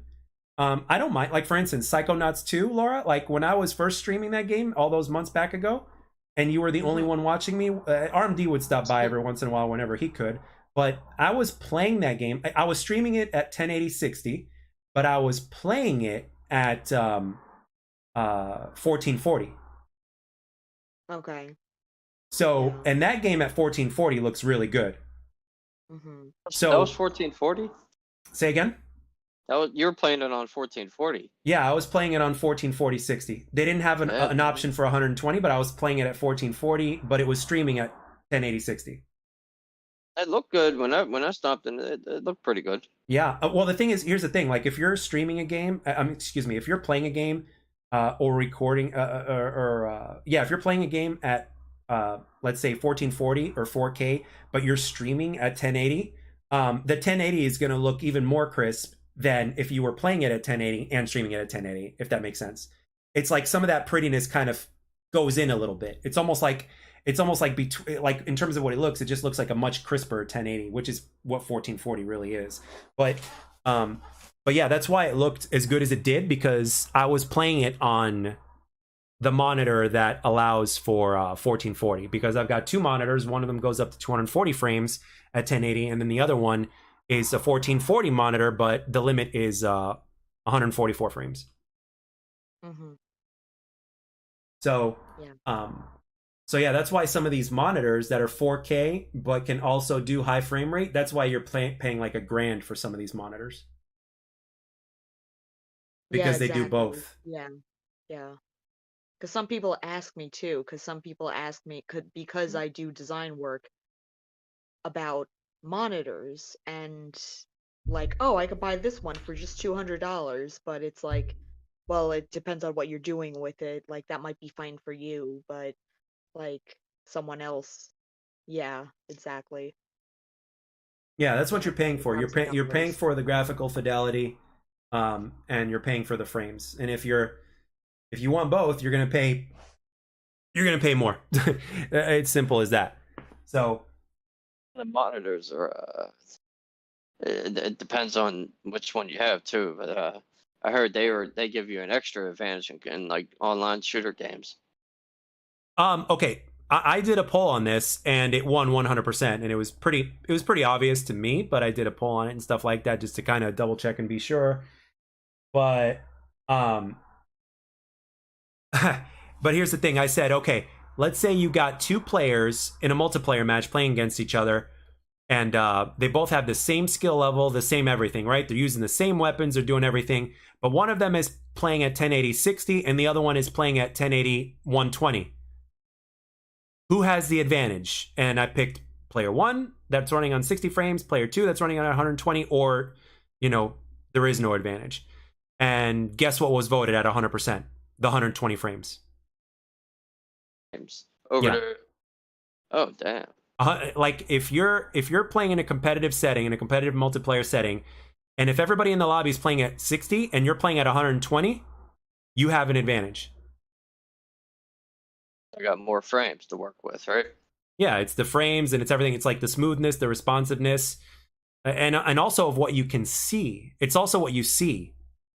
So, um, there is a noticeable difference, especially from 60 to 120. When I first saw from 60 to 120, my jaw dropped. I didn't want to go to work. I didn't want to go to work. 120. I had just got yeah, Wow. I had just gotten my I was playing Master Chief Collection for shits and giggles on the Xbox Series X, because I'd bought the Series X, and but I didn't have the monitor for the frame rates. So later on that day, I went to Best Buy and I got the monitor. So um I came home and I had about 45 minutes or so until I had to be at work.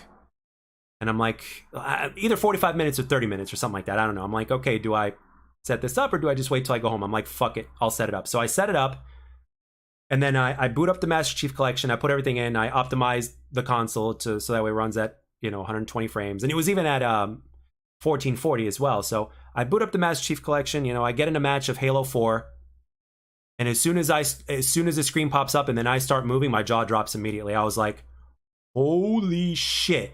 And You then I knew thought, it right there, huh? yeah, and I thought of Difo right away, because Difo was like, because he transferred on to he became a PC player after a certain period of time, and he just basically described it to me. He's like, dude, once you see it, you can't unsee it. I'm like, okay. And then immediately after I saw that, I was like, holy shit. And I didn't want to leave. I didn't want to stop. I didn't want to go to work, but I went to work, of course. But let's just say I Thought couldn't about wait to get calling home. off, huh? Say what? You thought about calling off, huh? Oh yeah, I was making some sort of excuse, you name it. But I still wanted to, because the job is good to me and everything. But still, it was like I kind of wish it was my day off, so that way I could just not go. Um, but I can tell you wholeheartedly, like if you experience for the first time a game at 120 from 60, you will notice, especially if it's a first person shooter. I mean, you'll notice regardless of what game it is, but especially if a first person shooter is your forte and if that's what you've been playing for a long time, you will notice and you will not want to go back, period. Simple as that. So, and imagine seeing a game at 120 for the first time in your life, and then all of a sudden, you got a brand new game that's coming out in Starfield, and the possibility of it may be that the cap is going to be at 30. So you're getting one quarter, you're getting 1/4 of the smoothness that you would be getting with today's technology. And I'm basically saying at 60, I mean, it would be, you'd be cutting it in half, which is okay. That's fine. It's, but you're getting games nowadays that are being optimized to run at 60 because they used to run at 30. Like the games in the Master Chief Collection, those games ran at 30 up until Halo 5 that ran at 60. So, and then the developers went back and they made it to where you can go up to, first they made it to where you can go up to 60, and then after that, 120. And if you had a PC, I'm pretty sure you could do 120 or more after that, depending on how powerful your machine is. So, and I could tell you, if you R&D, if you have not experienced it, I'm telling you, it's not something that's like imaginative. It's like right there, you see it, you experience it, and you're like, holy shit, this is smooth. If you think 60 is smooth, like 120 is smooth. Like, I love to play Call of Duty on 120 frames. You'll understand what I mean when you see it. Once you see it, you can't unsee it, and that's I me. always told myself whenever they're done making consoles, I'm gonna switch to PC. Let me put it to you this way: if you switch to PC, you won't have to worry about getting another console, especially if you're mainly an Xbox player, and a Game Pass subscriber. You won't have to worry about consoles for a while because, like, for instance, my PC is like it's a good PC, and it's like mid-grade, and obviously it's good for content creation as well and streaming. But let's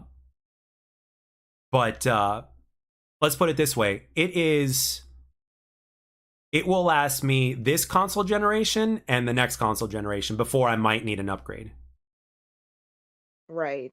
Yeah, so I play Legends on my Mac, but I have cards in my Mac, like graphics cards, because I used to play different games, but pretty much I've like migrated over to my iPad, which is like a mini computer.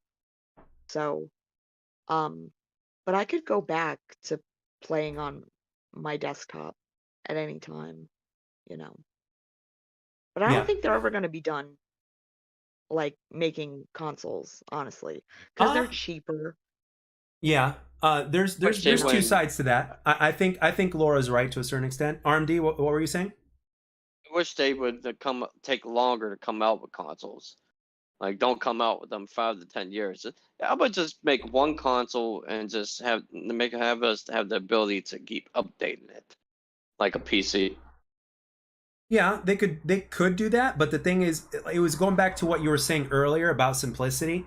Consoles are a major seller because they're simple. I believe that maybe one day there will come a day to where they won't do consoles and everything will be on PC, or like Sony might make their own computer version and Xbox will just keep doing what it's doing with PC and all that, or they'll just create something new in general that you just keep upgrading or something like that. It could be, but because the thing is this, back in the day, in the era that we grew up in, because all three of us are in the same age range, so back in the day, to be a gamer, it was almost like it was looked down upon back in the day, right? To be a gamer.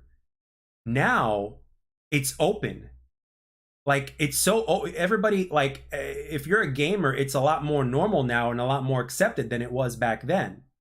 So it's only a matter of time, in my opinion, until people like your casual audience, like Laura and the other 90+% of the people that play games today, for instance, that are very casual, that are within, a certain level of casualness, right?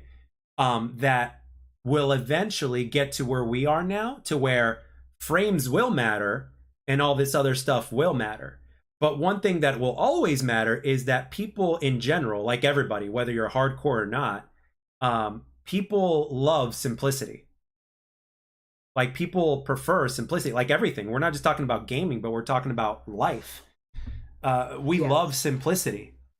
Um, so it's really interesting, this subject, because it's either going to get to a place to where we're all going to be wanting this and that, and then I think what's going to happen is people are going to be where we're at now in, like, let's say a decade from now, and then the people that are hardcore now are either going to be the same, or there's something else that they're going to come up with that's going to be important for them, but I don't know what that is. I don't know. I mean, I don't know. It's like, what else can they come up with? What else ideas? But at the same time, there's people out there that think shit up for a living. So, um, and we're Oh, obviously, simplicity should be in a lot more games these days. well, yeah, that's true. That's very I true. do agree. Yeah, make it more It seems user like friendly. every game you play, there's layers to it. Like in Grand Theft Auto Online, they had the Batmobile, right? Yeah. In order to have the Batmobile, you had to have a facility to store it in, and that cost money. And they wanted you to buy like COD, not COD points, Grand Theft Auto money currency to buy this. Um, You can either do the missions online to earn the money, or you can just buy the microtransactions for it. Like Grand Theft Auto currency. And there's like vehicles. Like if you buy a facility, there's certain cars in the game you need a facility for. There's you gotta buy a mobile command center to work on the flying bikes they got in Grand Theft Auto Online. Everything has layers to it. hmm. If you buy a business, like for example, if you buy a mechanic, a car garage, you gotta you gotta buy like snack rooms inside the facility. Like you need like it's layers to everything in games these days. Hmm. Yeah, yeah. There's more options and stuff like that, and I think Microsoft, in terms of what they're trying to do with Game Pass and everything like that, I think it's going to appeal to a lot of people the same way that Netflix appealed to people and stuff like that. And when they acquire Activision Blizzard, um, it's going to be even better. Um, the value of Game Pass is gonna increase, and for me, I mean, I've gone back to my gaming roots now, and I'm almost, to a certain extent, kind of almost mad at myself that I mainly just played the shit out of Call of Duty for all these years, um, up until more recently, but because there were so many things that I missed out on. But it's like, but it makes me appreciate it more at the same time, and lesson learned. But the thing is, like for me, like I obviously have my PS4 still. I haven't done anything with it. It's unplugged. It's under my bed. I have my PS4 still, because it doesn't really require you to be online in order to play the games and stuff like that. So I'm uh I'm gonna hold on to that sucker for a while,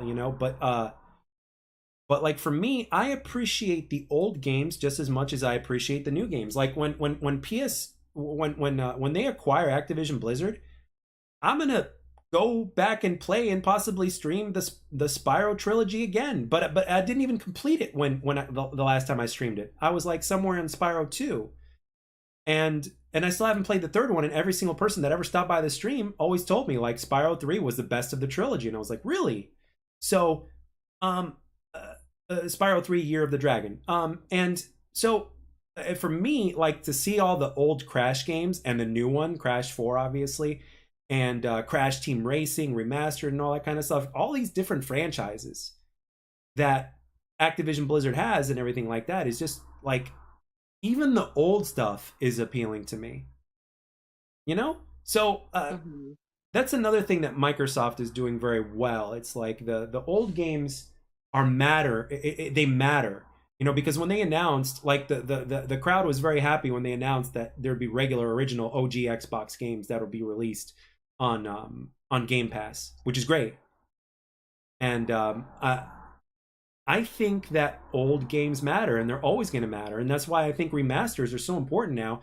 And there's more of them coming out because I think developers now and even publishers are starting to realize the importance of remasters.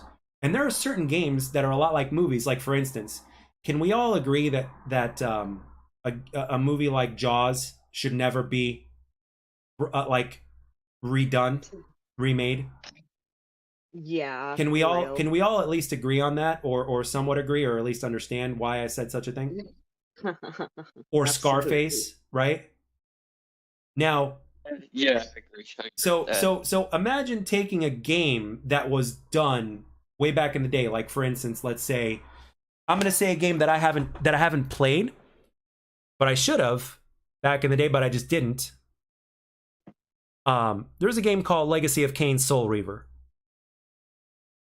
and this game was a hit with audiences, right? So uh, this game needs to be remastered and brought back for today's age, just Mm. the way it Okay. was, but like with remastered. So there need to be games that need to be brought back and remastered, and that's the beauty of games versus movies. Like with games, you can bring back stuff that you can't do with movies, True. or you shouldn't do with movies. So with games, there's little to no reason why they can't bring back remasters, and I feel very passionately about this because there are certain games, obviously due to generations, that the younger folks just didn't experience like we did. So it's like if they remastered it, it gives them a chance to do it, and it gives us a chance to kind of relive the younger days. So um, I'm all about remasters, man. I'm all about it. Um, and upgrading them and all that stuff. So as far as Starfield is concerned, I'm just the biggest concern that I have at this point is that obviously in the long run the game is going to be better, but it's very crucial that that game has a really good start because Xbox really needs it. Like Mm. seriously, they need the new IP, they need the exclusives. That's the thing that they need, and Starfield is probably, They need to do something like bring back another Gears of War or something. well, they're doing that. Gears 6 is coming. But Bring back another Gears. you can't just the thing is you can't just rely on sequels. That's the problem. Like we've had Gears to a point to we have 6 Gears games now. Halo's had a shit ton of games. They also need new. And the thing is, there's another game that they never. There's 2 game franchises that Xbox was exclusive to that they haven't brought back, which is almost kind of shocking. Brute Force, even though it wasn't the best game, it had a cult following. Brute Force is one, and what's that other game? It was on the tip. Freedom Fighters. Like everybody, like Freedom My, Fighters my rated very high. my brother is a huge fan of the Brute Force. Yeah, and you could change between characters. There were like up to 4 characters, and you can change on the fly, or you can co-op it with like 3 other people.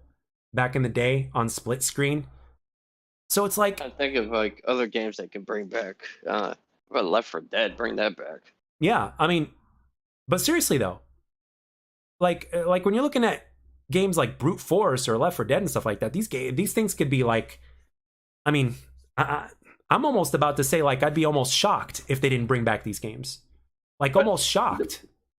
the one type of game I would love for them to make like newer genres of zombie apocalypse. I enjoy zombie apocalypse games. Yeah, the Half Ton Hammer, who I'm gonna get in here Yeah, one of these days. and He's a big fan of games like that. and games like the survival horror games in space, like Dead Space. Make like more games like that. I love games like those Mhm. too. Yeah, those are fun. Like I remember I streamed Dead Space Part One time. I had like nine. I had like nine viewers at that time. Right? They got so scared of the game, they left the stream. They got scared of me playing the game. They're even typing in the comments. I'm so scared of this game right now. I'm like, oh damn. So, That's really funny. Yeah, that's what another Back for Blood another was supposed to do. honorable mention right here. We're talking about tough games. Have you ever played Alien Isolation? No, I haven't played it, but I've seen it. It's a good game and tough at the same time. That game, it's It's underrated. It's a real good game. That game keeps you so on your toes the whole game. Once the alien comes in and starts stalking you, he don't stop. Like every room you step into, he's right there, and you got to sneak around it and get out of the room. And Yeah, like, there's no way you can like guns don't hurt him. yeah. The the only the only I've seen a weapon few that hurts him, playthroughs. the only weapon that hurts him is the flamethrower. Like anything that deals fire. Like if you try to shoot him with a shotgun, he'll walk right through your shots and get you. Ugh. Yeah, Like that game, like I remember I streamed that whole game. I like out of all the games I played, that game had my heart racing. yeah, yeah. Because it literally puts you in the Ripley experience of what Ripley was kind of going through when she was all by herself at the end of the first movie. Oh my god, that game! I had panic. There was times I had to stop playing that game because I had panic attacks. Yeah, Like that game. No, because like you could be like thinking and like, oh, it's all good. He's gone. He's gone. You're walking around and then bam, he comes right above you out of the vent and gets you. Post-traumatic stress. And you're like, oh my god. I'm like jumping and stuff. I wish I saved the videos. You can actually see me jump on the stream, like jump scare. Like I jumped. I was like, damn. Whew. Thinking about it right now is giving me a panic attack. I gotta change the subject on this. Having a flashback. Oh yeah, man. Like PTSD's kicking in right now. yeah. So yeah, that was a good game. That was a good game. I, in this day and age, we're at a point right now to where a lot of games, some older, some newer, are kind of being brought back and remastered. So, I mean, the thing is, when I look at Sony and when I look at Nintendo and when I look at Microsoft and everything, I don't take sides. I mean, I have my preferences as a consumer and as my, whatever my wallet wants and whatever's more appealing to me or what I'm in the mood for at that particular time. I have, my preferences at certain times like everybody else, but like these guys are in a really good position to bring back a lot of nostalgia. But, and the thing is, they have to realize that it's not just appealing to us OGs, it's also appealing to the new generations. And the thing is, here's one thing about that Microsoft has going for it. Phil Spencer is actually a gamer. He actually plays games. So he knows what's good and what's not. He's not just going by theory. And he's not just looking at it from a corporate standpoint. He's the guy who's literally, like, for instance, the guy, like right now, Jim Ryan took over his position at PlayStation, right? So the guy that was in Jim Ryan's position previously, that guy played games. He would, the guy that did, during the PlayStation 4, presentations at E3 and stuff like that, like when he introduced Mortal Kombat X, for instance, when he was up there on stage, like that guy right there, he played games. Like he knows games because he plays them. He's a gamer himself. I don't know if it's lesser now because he's got other shit going on or whatever, but like when you play games and you're a gamer and you're talking out of personal experience and you grew up playing games, it's quite different than just being a corporate guy that's being put in a position that just happens to be about games and and you think you have everybody's best interest at heart. It's not the same. It doesn't hit the same.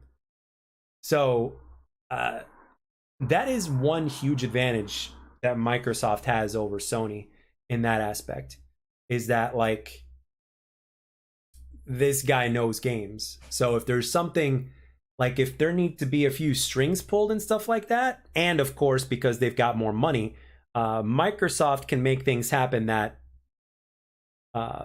haven't happened before. Like for instance, for many years people were talking about Killer Instinct, and then out of nowhere in 2013 they announced Killer Instinct and every single fan went apeshit. Like there was a moment where like every single Killer Instinct fan that happened to be watching E3 back then, all of them simultaneously jizzed their pants when Killer Instinct was announced, because people for so long have been talking about making it, like wanting it brought back, and then Phil Spencer said, hey, we listened and it's back. So, and guess what? Killer Instinct ended up being for years one of the best fighting games ever made, and from a competitive standpoint as well. You just reminded me of the. Remember that game I was telling you about how you can chop off limbs? Yeah. It's called Time Killers. Okay. That game I was talking about. Because when you mentioned Killer Instinct, that just like something just struck right there, and I just remembered the name. Oh, good. Well, I'm glad that did that for you. That's good. I'm glad. It was called Time Killers, and that was a great game. So, now we have a lot of things that are going to be announced within the next few months. As far as gaming is concerned, obviously Starfield's going to be shown off. Redfall's going to come out in May. I heard Hideo Kojima is making an exclusive for Xbox. Yeah, he's doing what's it called? Death Stranding 2. That's coming up for Xbox? Correct. Oh damn! I thought he was. I thought that was a PlayStation exclusive. I don't think so. Maybe it was, but I don't know. I don't know. I seen him with an Xbox code on in a picture. Yeah. He's yeah. I mean, it's either Death Stranding. I'm pretty sure it's Death Stranding 2, but at the same time, he might be doing something else as well while Death Stranding 2 is being finished. I don't know, but yeah, no, they're working with Hideo now, and Hideo's doing something. I'm pretty sure it's Death Stranding 2, but whatever it is, that dude makes some crazy games. Yes, he does. He's pretty much respected by everybody in the community, like from gamers and developers alike. That man is respected greatly. Definitely, he made classics. That dude, he's a genius when it comes to video games.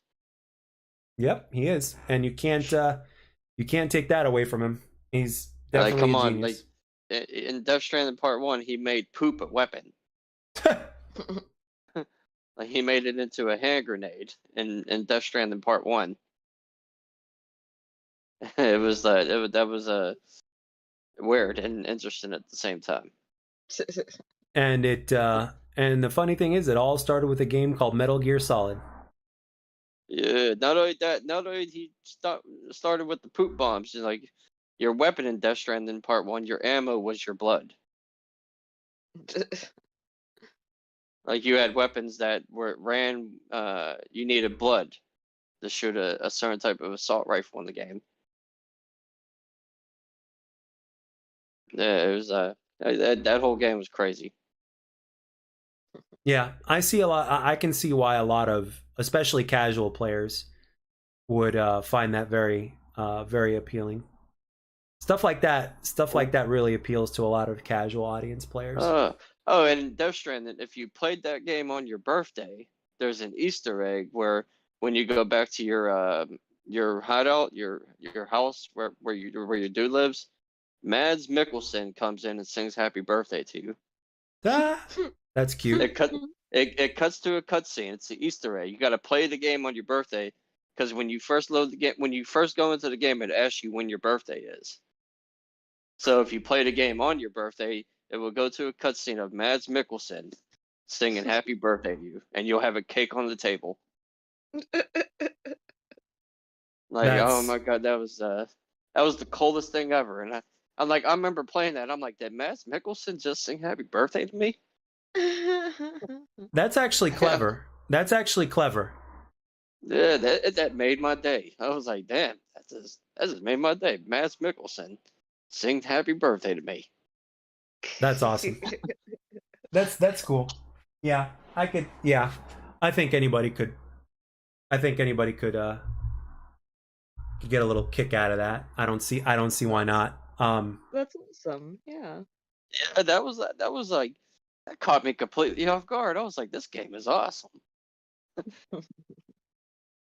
So so as far as anything upcoming, is there anything that you guys have speculations on, or that you would like to see, or something that's been hinted at? The Stalker. Stalker 2? The Stalker 2. I can't wait. That game looks interesting. Atomic Heart. I don't know if you played that game yet, but that game is really good. Okay, I think I've read mixed things about it online, but at the same time, it's a game. You know, you can't. You ever play Bioshock? Oh yeah, I've played BioShock. Yeah, I played the first one all the way through, especially. Yeah, It reminds me so much of Bioshock. is that right? Yeah, it's like a blend of all three Bioshock games.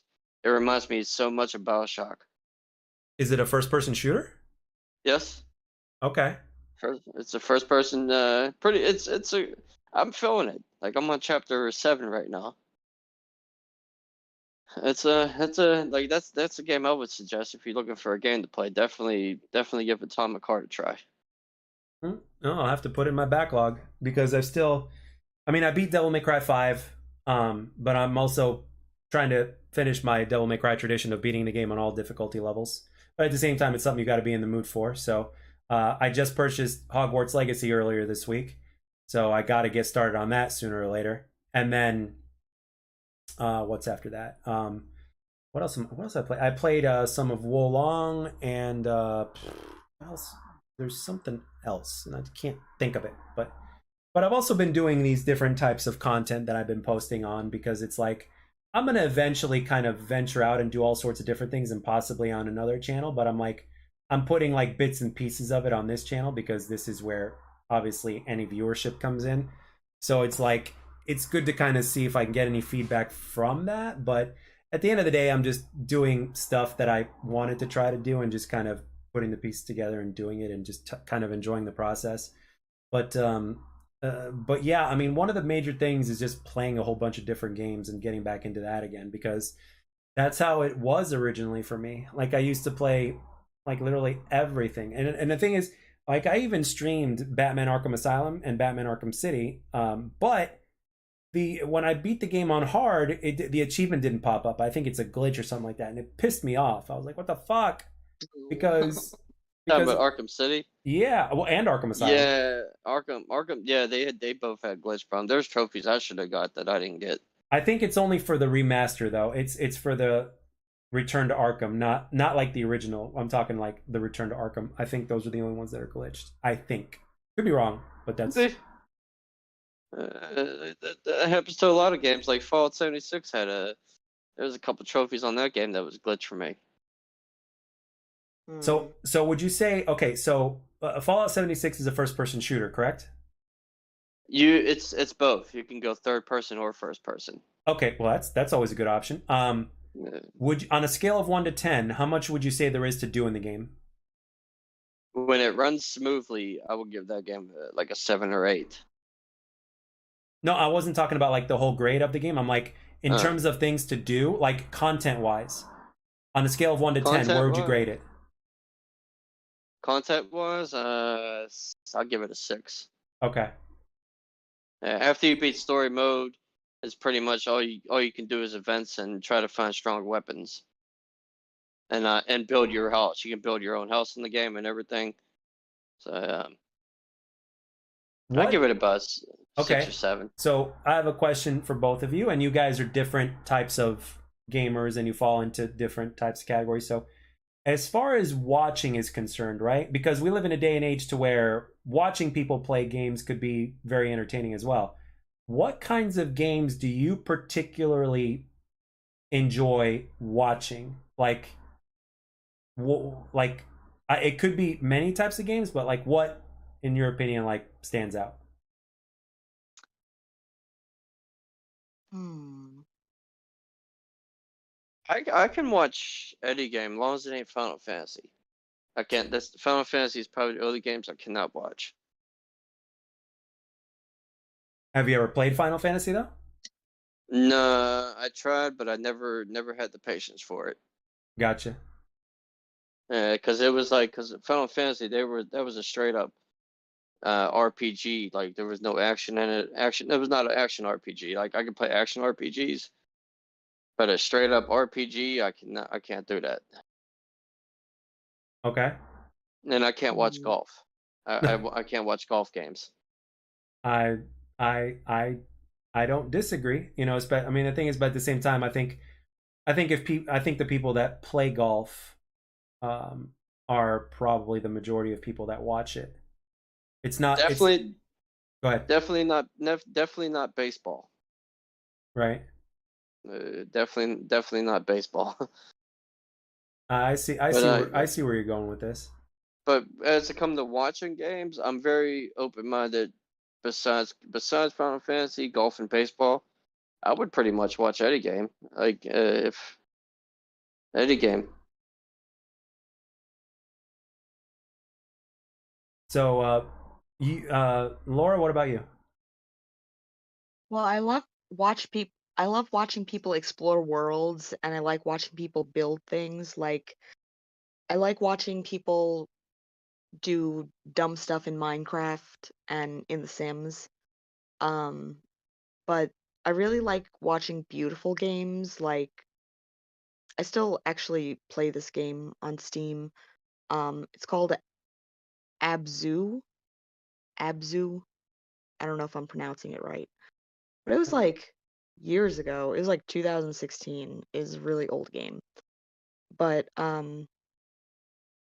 yeah, still beautiful. Um just love it. So relaxing. And the music too. It's one of those soundtracks that I fall asleep to. Um Yeah, I but think yeah. I think to some extent, um, I think music to some extent is also one of the more underrated parts of the gaming experience. Like some games just have some of the most awesome music, and it's such a huge deal. And we're talking old Mhm. games as well. We're not just talking all the new stuff now to where it's become so sophisticated and stuff like that. We're talking even back during the old days when they didn't have access to the things that they have today for games and how they had to Mhm. make music and all that kind of stuff. Like they had to create music from limited technology and limited tools, and they had to make it sound good, which is very tough to Mhm. do. Um, so when you put it that way, it's like when you look at some of the soundtracks for like the old, like come on. I mean, I know we're all the same age range, and I know that some of the newer audience may not fully understand what I'm about to say or agree with, but I mean, the old school Sonic the Hedgehog games, Oh yeah. just one example of like really good music in a OG video game with limited technology, right? And it Mhm. made the experience that much better. Like it enhanced your experience. And the same thing plays true today. Like I remember watching playthroughs of games throughout the generations, and obviously there's playthroughs of them all over the place on YouTube, which is great. um One of the things that always stands out is like obviously like you said it, Laura, you know, it's a like you like watching things that are kind of relaxing and stuff like that. It's like, well, if you've got the music that kind of goes with that, it just makes sense. Like for instance in Donkey Kong for Super Nintendo, somebody put up a 10-hour version of the you know, it was obviously on like in a loop or something like that, but 10 hours of aquatic ambience from Donkey Kong Country. And it was the water level, the first water level. So whenever like, and I'm pretty sure the majority of players um that played the Super Nintendo version of Donkey Kong Country, like when they went into the water stage for the first time, the music is something that never really left your ears. It always stood out. And to this day, it's like tranquility music. I mean, you can use it to help you sleep, you can use it to help you study, you can whatever it is. Um, Oh, Little and tunes like that. Like if you were to look up right now on YouTube, Donkey Kong Country SNES aquatic ambience, there's one of those videos that'll pop up that'll be within the first page of the search is a 10-hour version of it. And it's a like that track is so good. Like it is very relaxing. You can, you know, especially with you, Laura, being an artist, you could work on a project and have this playing in the background and it's like, oh yeah. Oh yeah, I listened to Zelda Breath of the Wild. The yeah, soundtrack, it's like, I don't know, 7 hours long. yeah. Somebody uploaded it to YouTube. Oh Yeah. yeah, people do that. People definitely do that. But yeah, I mean there's that's part of why those games are as good as they are and why they are so memorable. It's that music experience as well. Um that just kind of sticks with you. And the same thing like with you, RMD, like you like horror games. So the music in a horror game is just so vital in order for you to get that effect. And in some cases, Gee, it's lack of music and just having sound effects. So I think that's a huge deal, and it's kind of underrated to a certain extent. So RMD said Stalker 2 is what he's looking forward to, hopefully an upcoming. a game I was looking forward to. I just can't remember. Can't remember it right Are now. you RMD? Are you a Mortal Kombat fan to any extent whatsoever? Oh yeah, definitely. I love Mortal Kombat. Okay, so you know that Mortal Kombat 12 was kind of accidentally confirmed. I don't know if it was made to look like it was accidental, but they had like this, quarterly conference call and whatnot, and then the guy basically said Mortal Kombat 12 is coming out this year, blah blah blah. Yeah. My brother-in-law told me that there was a rumor going around saying that Mortal Kombat 12 is going to be a prequel, so right around the timeline as Mortal Kombat 1. I don't know. I mean, here's the thing. I was talking about this in the last podcast, so I'm glad you mentioned it, and I want to talk about it now. So, they've kind of already made a prequel in Mortal Kombat 2011, Mortal Kombat 9. But the thing is, a lot of people love Mortal Kombat Shaolin Monks. You remember that game? That game. So That's when you were Kung Lao and yeah, Liu and Liu Kang, Kang, right? yeah. So people have been wanting another Shaolin Monks, or maybe one with Scorpion and Sub Zero, or even a Shaolin Monks remastered or something like that. And for me, I'm like, there's a part of me that thinks that Mortal Kombat, quote unquote, Mortal Kombat 12, right, may not be. I mean, this could be my better. This could be my own personal wants getting in the way of this, but I would love Mortal Kombat 12 to be an open world action adventure RPG type of game. Because and it would continue the story, and it would I wouldn't continue the mind that at story all. from that kind of a game instead of just another fighting game. I wouldn't mind that at all. Because the lore is good. Mortal Kombat 12's lore is excellent. The only Mortal Kombat game I didn't like was Armageddon. I thought that was the worst one out of all the Mortal Kombat games. Yeah, I could see that. It's one of the more lower rated ones Uh, from because a they fan's got perspective. they got rid of the fatalities in that game. Yeah, create your own fatality. There just wasn't enough room in the disc in order to get all that, and probably not enough time either because there were so many characters. Yeah, that's probably why they had that, because they, like what you just said, they couldn't get it all in there. So yeah, I it's gonna be announced sooner or later, officially in terms of what they've been doing. It's gonna be revealed. I mean, announced. It's already been confirmed, but to be revealed, I would love for Mortal Kombat 12 to actually not be a fighting game this time, and for the story to just continue from.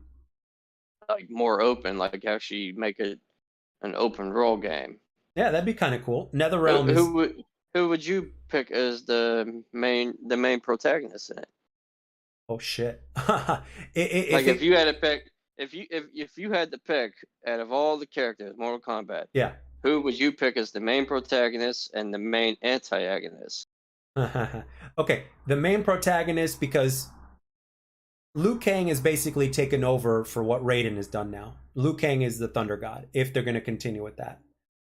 So the main protagonist is, well, it could be Liu Kang because he's a Thunder God, but if he's taken Raiden's place, that means there has to be another champion. So, I mean, I've always been a fan of the Great Kung Lao, but we've already had the Kung Lao era. We've already had the Liu Kang era. So I know who I would want the main antagonist to be. But in terms of the protagonist, that's actually very interesting. I don't know. Well, I mean, my inner fanboy wants Scorpion to be the main protagonist Definitely, you and me are on the same page with that. because he is the poster boy, and I he's love been through back and Scorpion. yeah, he's been through back and forths. Yeah. His story is good. So Even Sub Zero, even Sub Zero could be the main protagonist. yes, I was Yes. gonna say Sub-Zero at first, but I didn't want to like. Most fans love Sub-Zero, Laura. Like most fans, like I think I did a Uh, Twitter poll, like Scorpion or Sub-Zero, and the majority of them said Sub-Zero. And I'm sure they love Scorpion Mm, too, but they just love Sub-Zero more. Um, yeah. but as far as the antagonist, to answer your question, Onaga, the Dragon King. In Okay. I like that. That's because respectable. because if you think about it, I don't think we've really seen a full on powered Dragon King. Like he was the one who was in charge before Shao Kahn.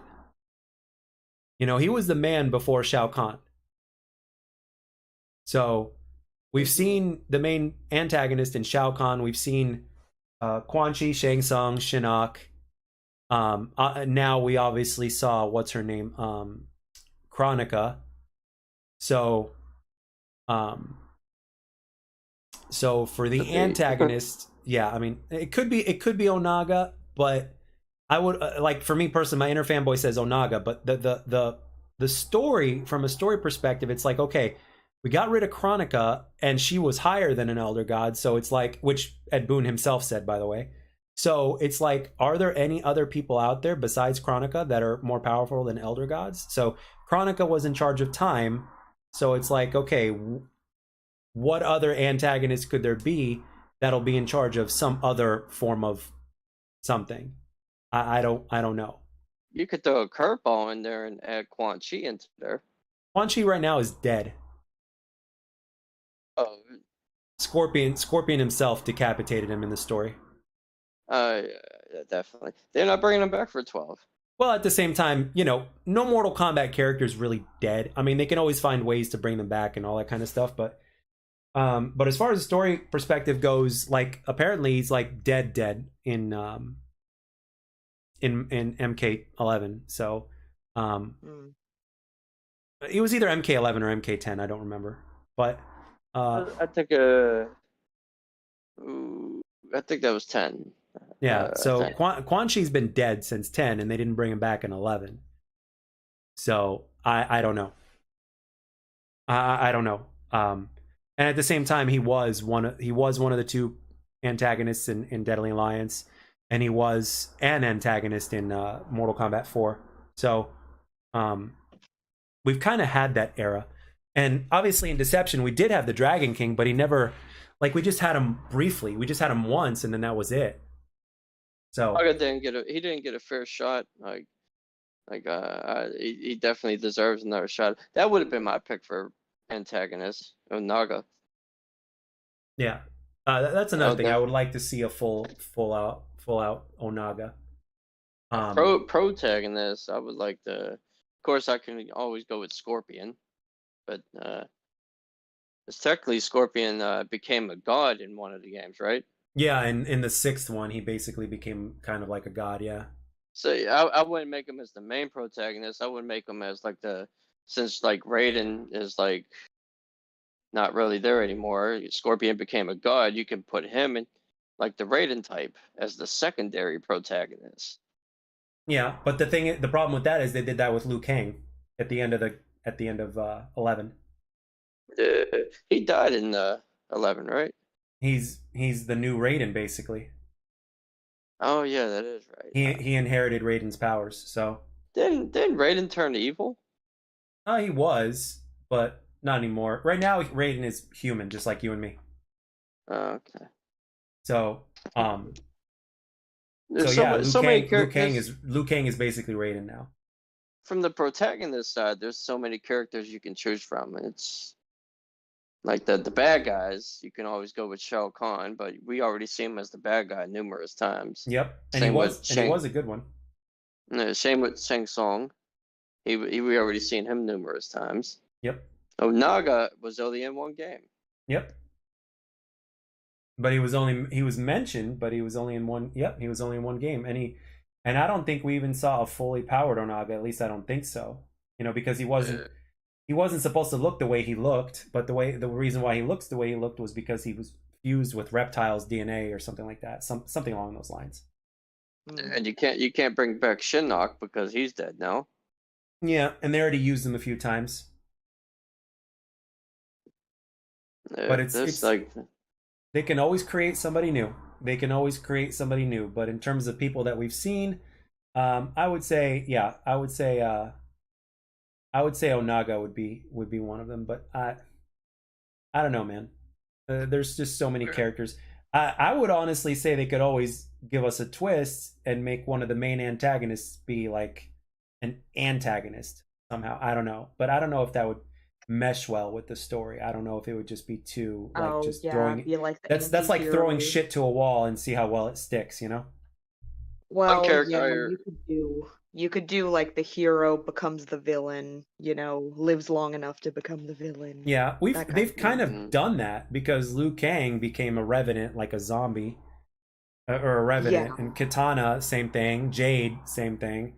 So they've kind of hmm already explored that. That's the thing. They've even done that with Injustice by making Superman evil, which in and of hmm itself is interesting. You know, the thing is, Superman is just a tough one to crack because he's essentially a good guy, but at the same time, it's like, how do you make somebody like this that's like so perfect in many ways, relatable? How do you make him interesting? It's like it's kind of a Well, like curse. in the DC comic universe anyway, like in the end, Superman is an alien to us as humans. So, he's never one of us. Right. revealed that Suicide Squad game. Didn't they reveal Superman as the villain of the game? Yeah, well, I think he's been infected by something. Like the entire Justice League except for Wonder Woman has been infected somehow. That's what they showed in the latest gameplay trailer. It's like Wonder Woman is the only one who's not been infected with whatever's Oh, going because on. she's a god. And Superman has been infected, Batman's been infected. They're all the entire Justice League except for Wonder Woman has like gone evil. Okay. Because this sounds like a story arc that I've read. Because Wonder Woman doesn't get infected, spoiler alert, because she's a god. So, yeah, I remember It this could be now. loosely or tightly based off of that story arc. Perhaps, yeah, but this does sound is ringing a bell. I remember something like this. Yeah. So that looks like what they're going for, but from a gameplay perspective, fans were not expecting, you know, these guys to be like, jumping around like in Crackdown and uh and shooting I was not. people. I was never a fan of Crackdown. Yeah. I mean, we'll Uh, see what they do. I mean, at the end of the day, there is one. There's well, here's the thing. It's like Warner Brothers, with corporate and all that kind of stuff. Plus, you got two of some of the main players at Rocksteady have left, so that's another bad sign. But at the end of the day, it's like it's still Rocksteady. But no matter how good you are at something, if corporate limits you from bringing your true vision to life because they think they know better than you, that's a problem. That's a huge problem. So I don't know if if that's gonna bite them in the ass later or not. I mean, it's too soon to tell at this point. But all I know is ever since the backlash of the gameplay reveal, the game's been delayed. So I don't Mm. know. I don't know. All every single person, myself included, was expecting something that was reminiscent of the Arkham games, but obviously brought to the next level with Suicide Squad members and probably with more to do and shit like that. Something like what Gotham Knights was supposed to be, but like better, more polished, more everything. I don't know. Because When you said Game Pass, that kind of made me lose faith a little bit. Battle Pass, yeah, Yeah. Yeah, Battle Pass. yeah. Nobody, I'm telling you, man. Uh, because other companies have abused the Battle Pass system, obviously, it's something that a lot of those players just don't. I mean, a lot of people just don't like Battle Pass, but at the same time, for most people that are just casual gamers that don't know some of the things that go on behind the scenes, and most of them do not, you know, the words Battle Pass may be appealing to them, honestly. As crazy as it sounds, the word Battle Pass may be something that is appealing to them. Why? Because maybe they've played Fortnite. It's like, ooh, Fortnite's got a paddle pass. Oh my gosh, this game's got a paddle pass. Ooh, that's interesting. I hear So battle pass. I'm running the other way.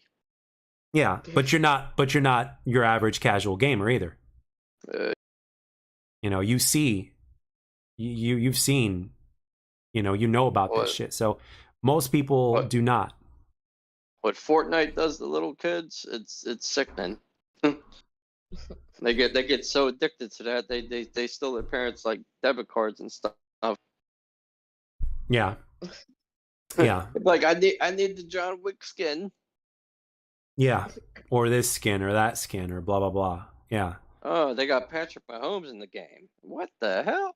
And on A top of football that, player? like on top of that, you got Eight Thoughts recently did a video about exposing like this other YouTuber exposing Doctor Disrespect's game and how it's going to be like, I don't know, with the NFTs and tied into Bitcoin or some shit like that.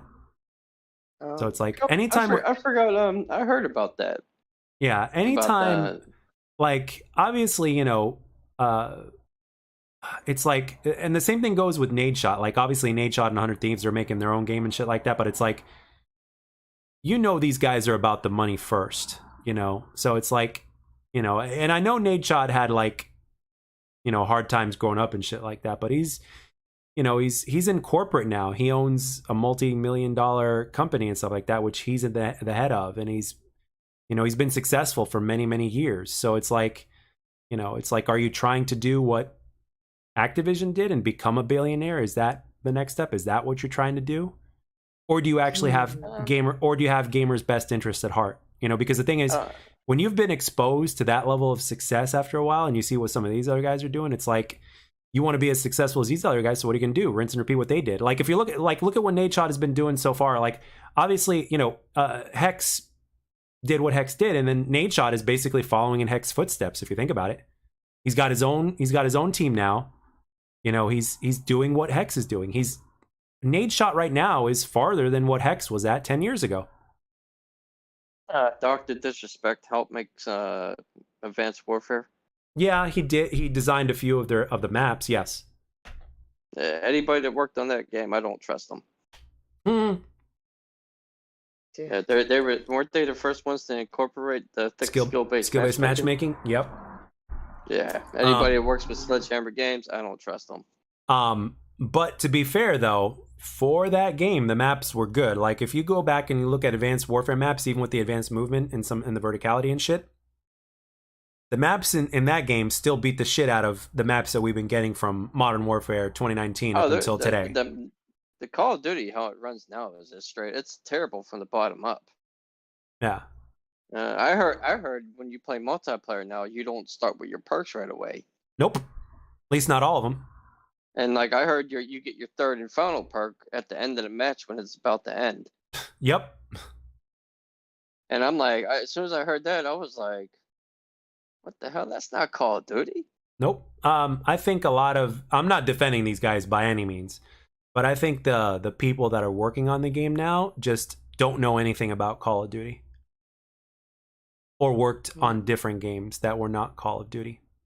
And Warzone, I played that a couple times with a couple of my friends, and that don't got a combat record.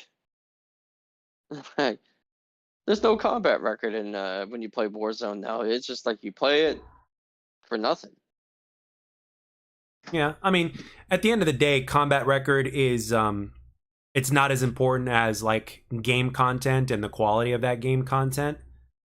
But when you have a game like Black Ops 1 many years ago that had like one of the best iterations of the combat record ever, it's like, it's something that you got to keep in the game and you got to keep it going, but combat record I personally don't see as like very much a top tier level of importance. I mean, it is important if you're in a, if you're not like, if you're a little bit towards the sweatier side, but if you're a solo player, like as a solo player, if I'm playing by myself, like I'm playing for KD, like I don't care about wins. Yeah, see, that's the thing as well. The majority of players don't care about that. And on top of that, there's also good players that don't even care about KD. But the majority of players don't think like that. They don't care too much about KD and all that stuff, believe it or not. They just get Another on. thing is, They just get on to play and I- have a good time, and hopefully get a few streaks here and there, and just go through the experience and have a good time, and then log off and not, not make a big deal on how many times they, they died or whatever it was. and last time I played Warzone, there was a dude flying around the map. Well, yeah, of course. There's no anti-cheat. Yeah, he was flying around the map, and that made me right there. I haven't touched that game in over a month. Yeah. Yeah. I have not bought. I downloaded the free Warzone, but I have not bought Modern Warfare 2 at all. Oh no, yeah, you saved yourself $70. Yeah, I haven't bought. The last time I bought Call of Duty was Cold War. That was the last and final time. I'm good on Call of Duty right now. Yeah. Yeah. We had our fix when it was good, and it's fine. But again, when one door closes, a whole bunch more open. So it there's always other games to play, thank God. They may not they may not always be first person shooters, but that's okay. It's not the end all be all. Thankfully we also grew up in an era where the majority of the games that we were playing were not first person shooters. So we got to appreciate the art form from a different perspective, as opposed to just one type of game and all that kind of stuff. So Hey, I ask whose gameplay this is again? yeah, this That we're watching. is actually I'm on his page right now. Let me I'll tell you. This dude, like, I am like amazed that he didn't get hit yet. He doesn't get hit once. I told you, it's the world's first and one of the most biggest gaming accomplishments in history. Seraphim 17. So let me see if I can put his link in the description, not in the description, but in the chat actually. So that way. Yeah, this is incredible. Yeah, no, like I can't even dream about not getting hit in this game. Not getting hit in this game. I remember playing this game. I used to get chewed up in this game. Like I remember playing this. I used to die so many times in this game. Like I remember playing this. I used to die so many times in this game. Like I remember playing this. I used to die so many times in this game. Like. All right, there we go. What is Wolong? Wolong is another game that was made by what's it called?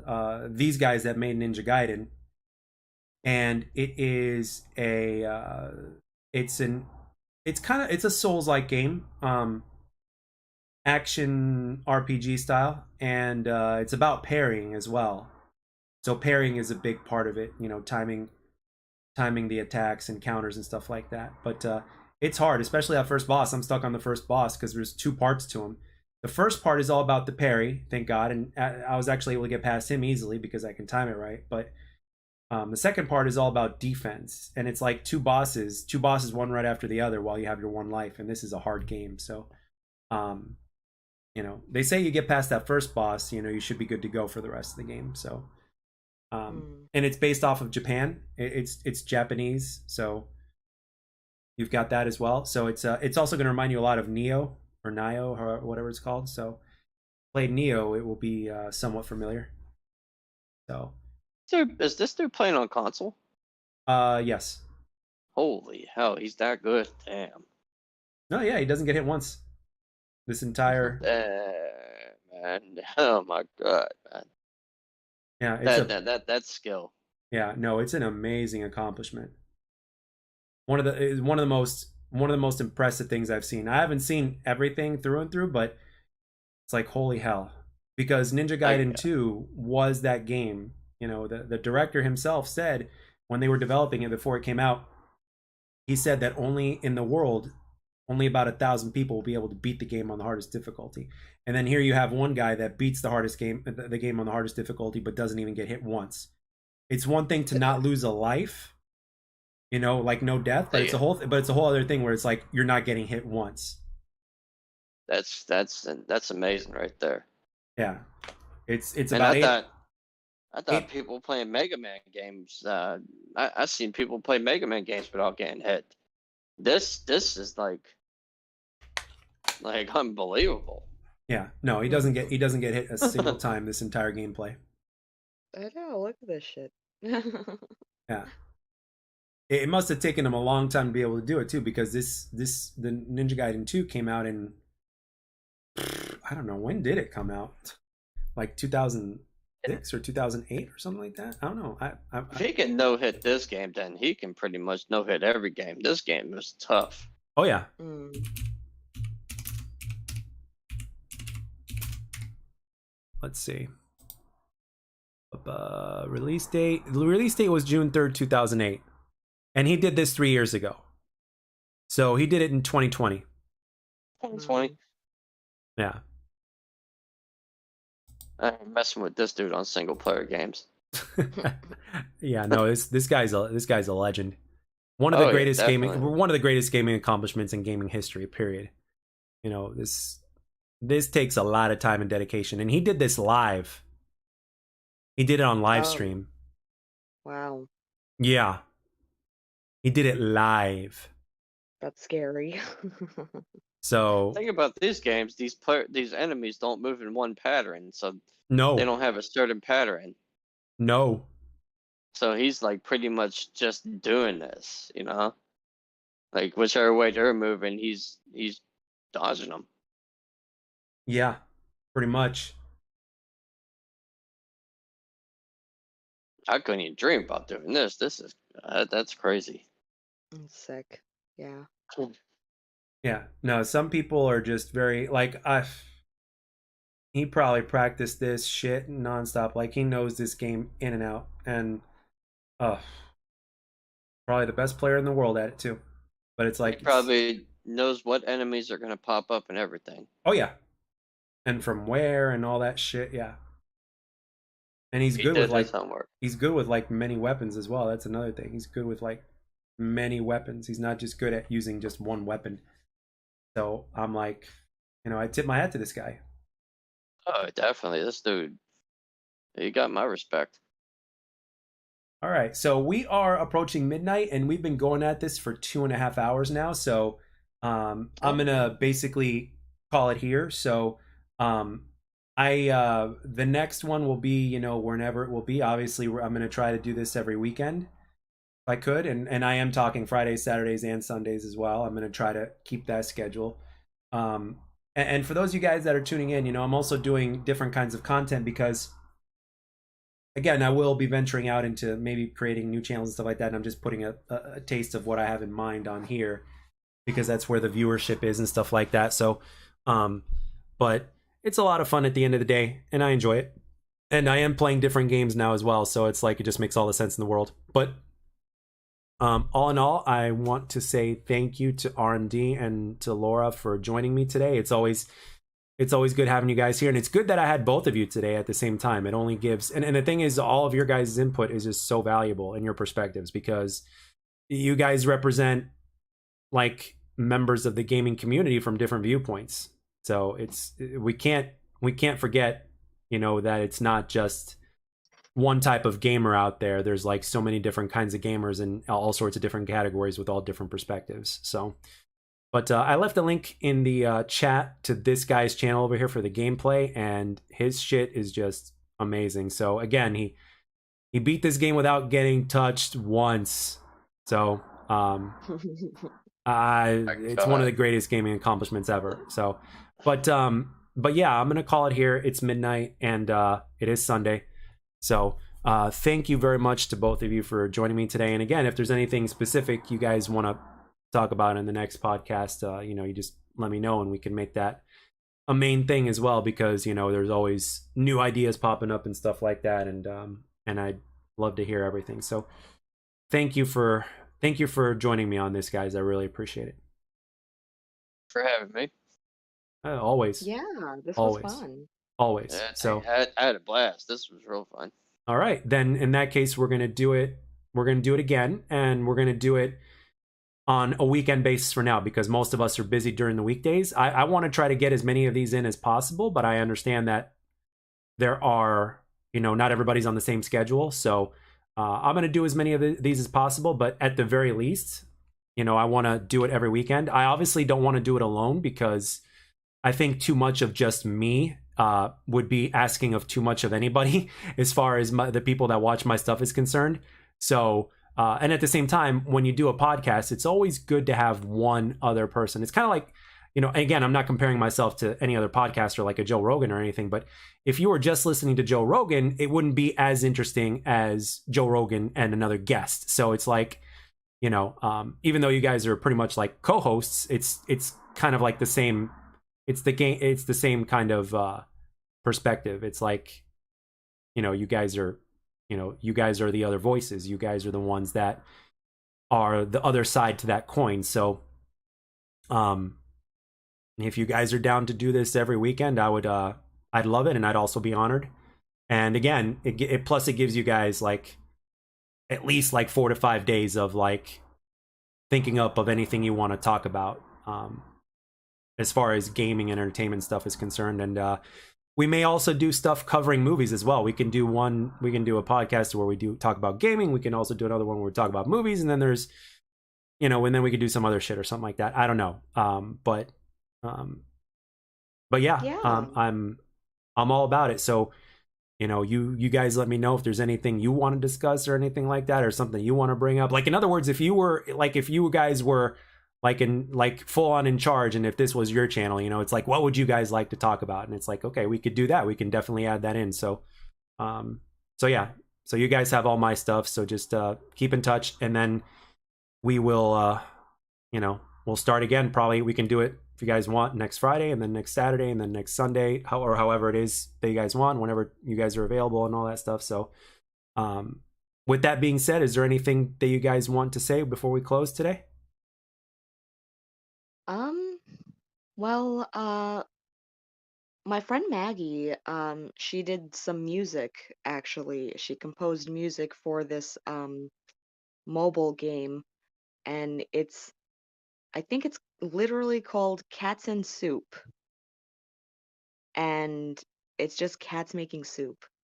I Okay. think I told you about this game maybe a while back, Jack. Um, yeah, my friend made some keyboard composition for it. And yeah, it's in the App Store. I think I downloaded it. Yeah, I see it here. It's called Cats and Soup, and it's like literally the cutest game. I haven't started playing it yet, but I will. Okay. Sounds interesting. Well, to anybody who's watching, look it up. Cats and Soup. That's a soup. I think I'm gonna check that out. And how about you, Arm? Do you got anything you want to say, or something that you want to get out there? Nothing in particular, but I just want to say thank you for having me on the show. Oh, not at all. Anytime. Anytime. You know that, man. Thank you for being here. You kidding me? It wouldn't be the same without you guys, to be honest. I mean, because And as for thinking about things, I probably need some time for that. I'm not really. I'd probably sit down and really think. yeah, no, yeah. You don't have to think about it like you're like it has to be the main part of your day or anything. It's just like if anything pops into your head that you think would be fun to talk about, or something you want to talk about, by all means, and again, this whole thing wouldn't be the same without you guys either, because me just being me, I can only do so much. But all of a sudden, if you got like, when you got more people, it just, the possibilities are just endless. And again, getting your viewpoints on things is just so valuable and so viable, because like, when you have one person talking about something specific, I mean, within the same category, and then you have a different viewpoint, it's like, okay, I didn't think about that. And then at the same time, if there's somebody that's watching this or listening to this, they're like, you know what, I didn't think about that either. Or they might say, that's what I was thinking, because some people that watch, they're not going to necessarily want to type or say anything in the chat. So they're just there to listen, and they're speaking in their mind, or they may not be in a position to listen because they might be listening on a phone, on a car ride somewhere, or something of that nature. So it's always good to have that perspective, and I value both of your perspectives. So RMD, I haven't met you in person yet, but sure, if fate has it, down the line, it could very well happen. Laura, I've met her, so it's like, that's the beauty of social media done right, so to speak, right? Is you can legitimately and realistically form friendships, and you can create something from that. that kind of reaches beyond your own personal space, and that's the beauty of it. So it's when used right, it's a blessing, you know. And obviously, when used wrong, we always obviously if used wrong, it's we all know where that ends up. But so yeah, thank you Honest, guys. I probably got more friends on the internet than I do in real life. I only got one friend in real life. Right? Hey, but you know what they say: if you've got five, you've got more than most. So, you know, if you got a handful of friends, I got one friend, and he's probably watching the stream right now.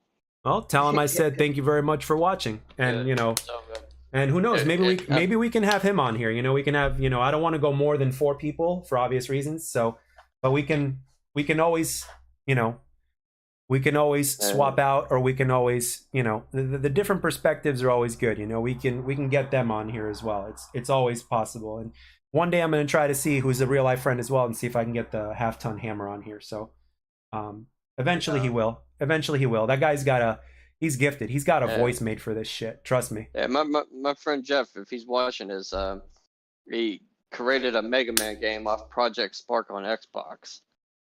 No shit. Yeah, like if he's watching this, my boy Jeff, he knows how to.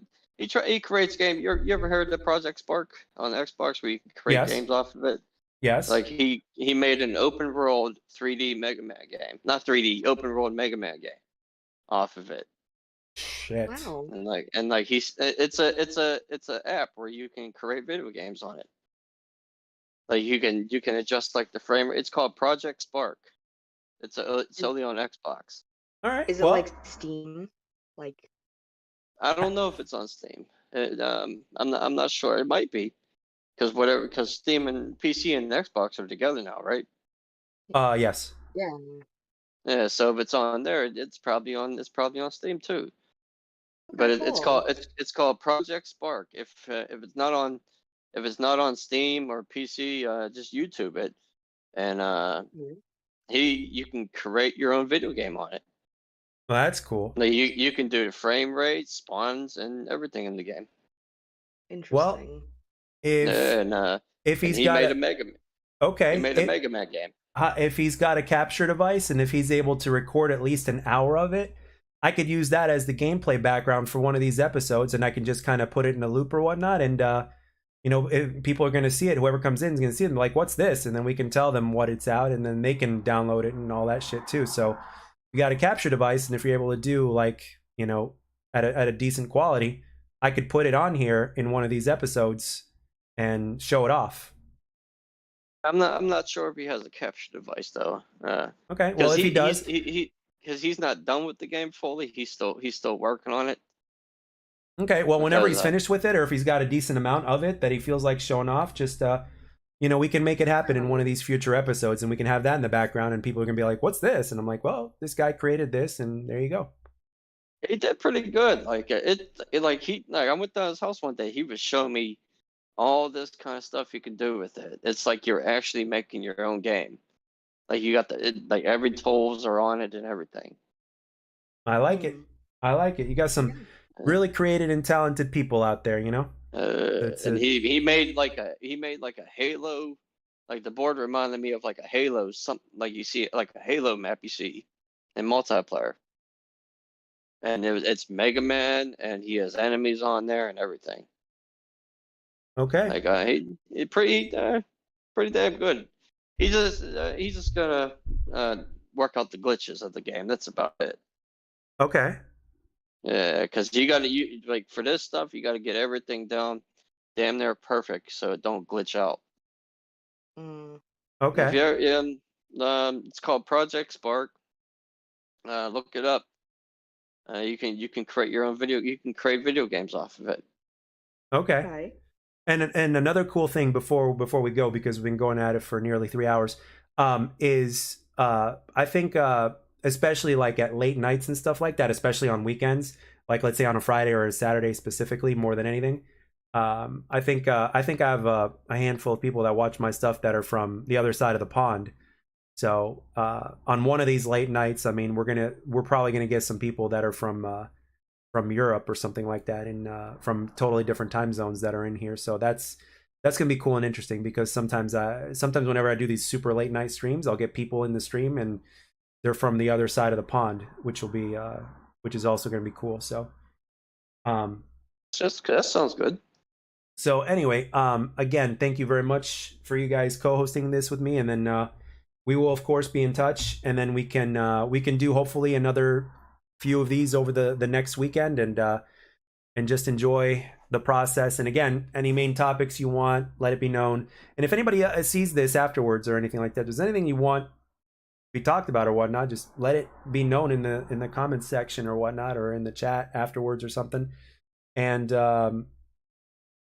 yeah, we can definitely talk about it, and you guys can join in the convo if you want. We can go from there. So, all right. So it is just a little bit beyond midnight my time, so I'm calling it. Thank you very much, guys. Much appreciated. This was a lot of fun. These last almost 3 hours went by quick. I hope you guys had as much fun as I did. And once again, thank you. And I look forward to the next one. So hopefully by next Friday, we'll have it up. We'll be live. We'll be talking. And I'm going to try to see sooner rather than later if I can get Half Ton Hammer in here, because that man needs to be heard. So I hope you two have a wonderful night, and I will talk to you soon. You have a good night, Jack. All right. Take care, guys. Peace Good out. night. See you. Good night.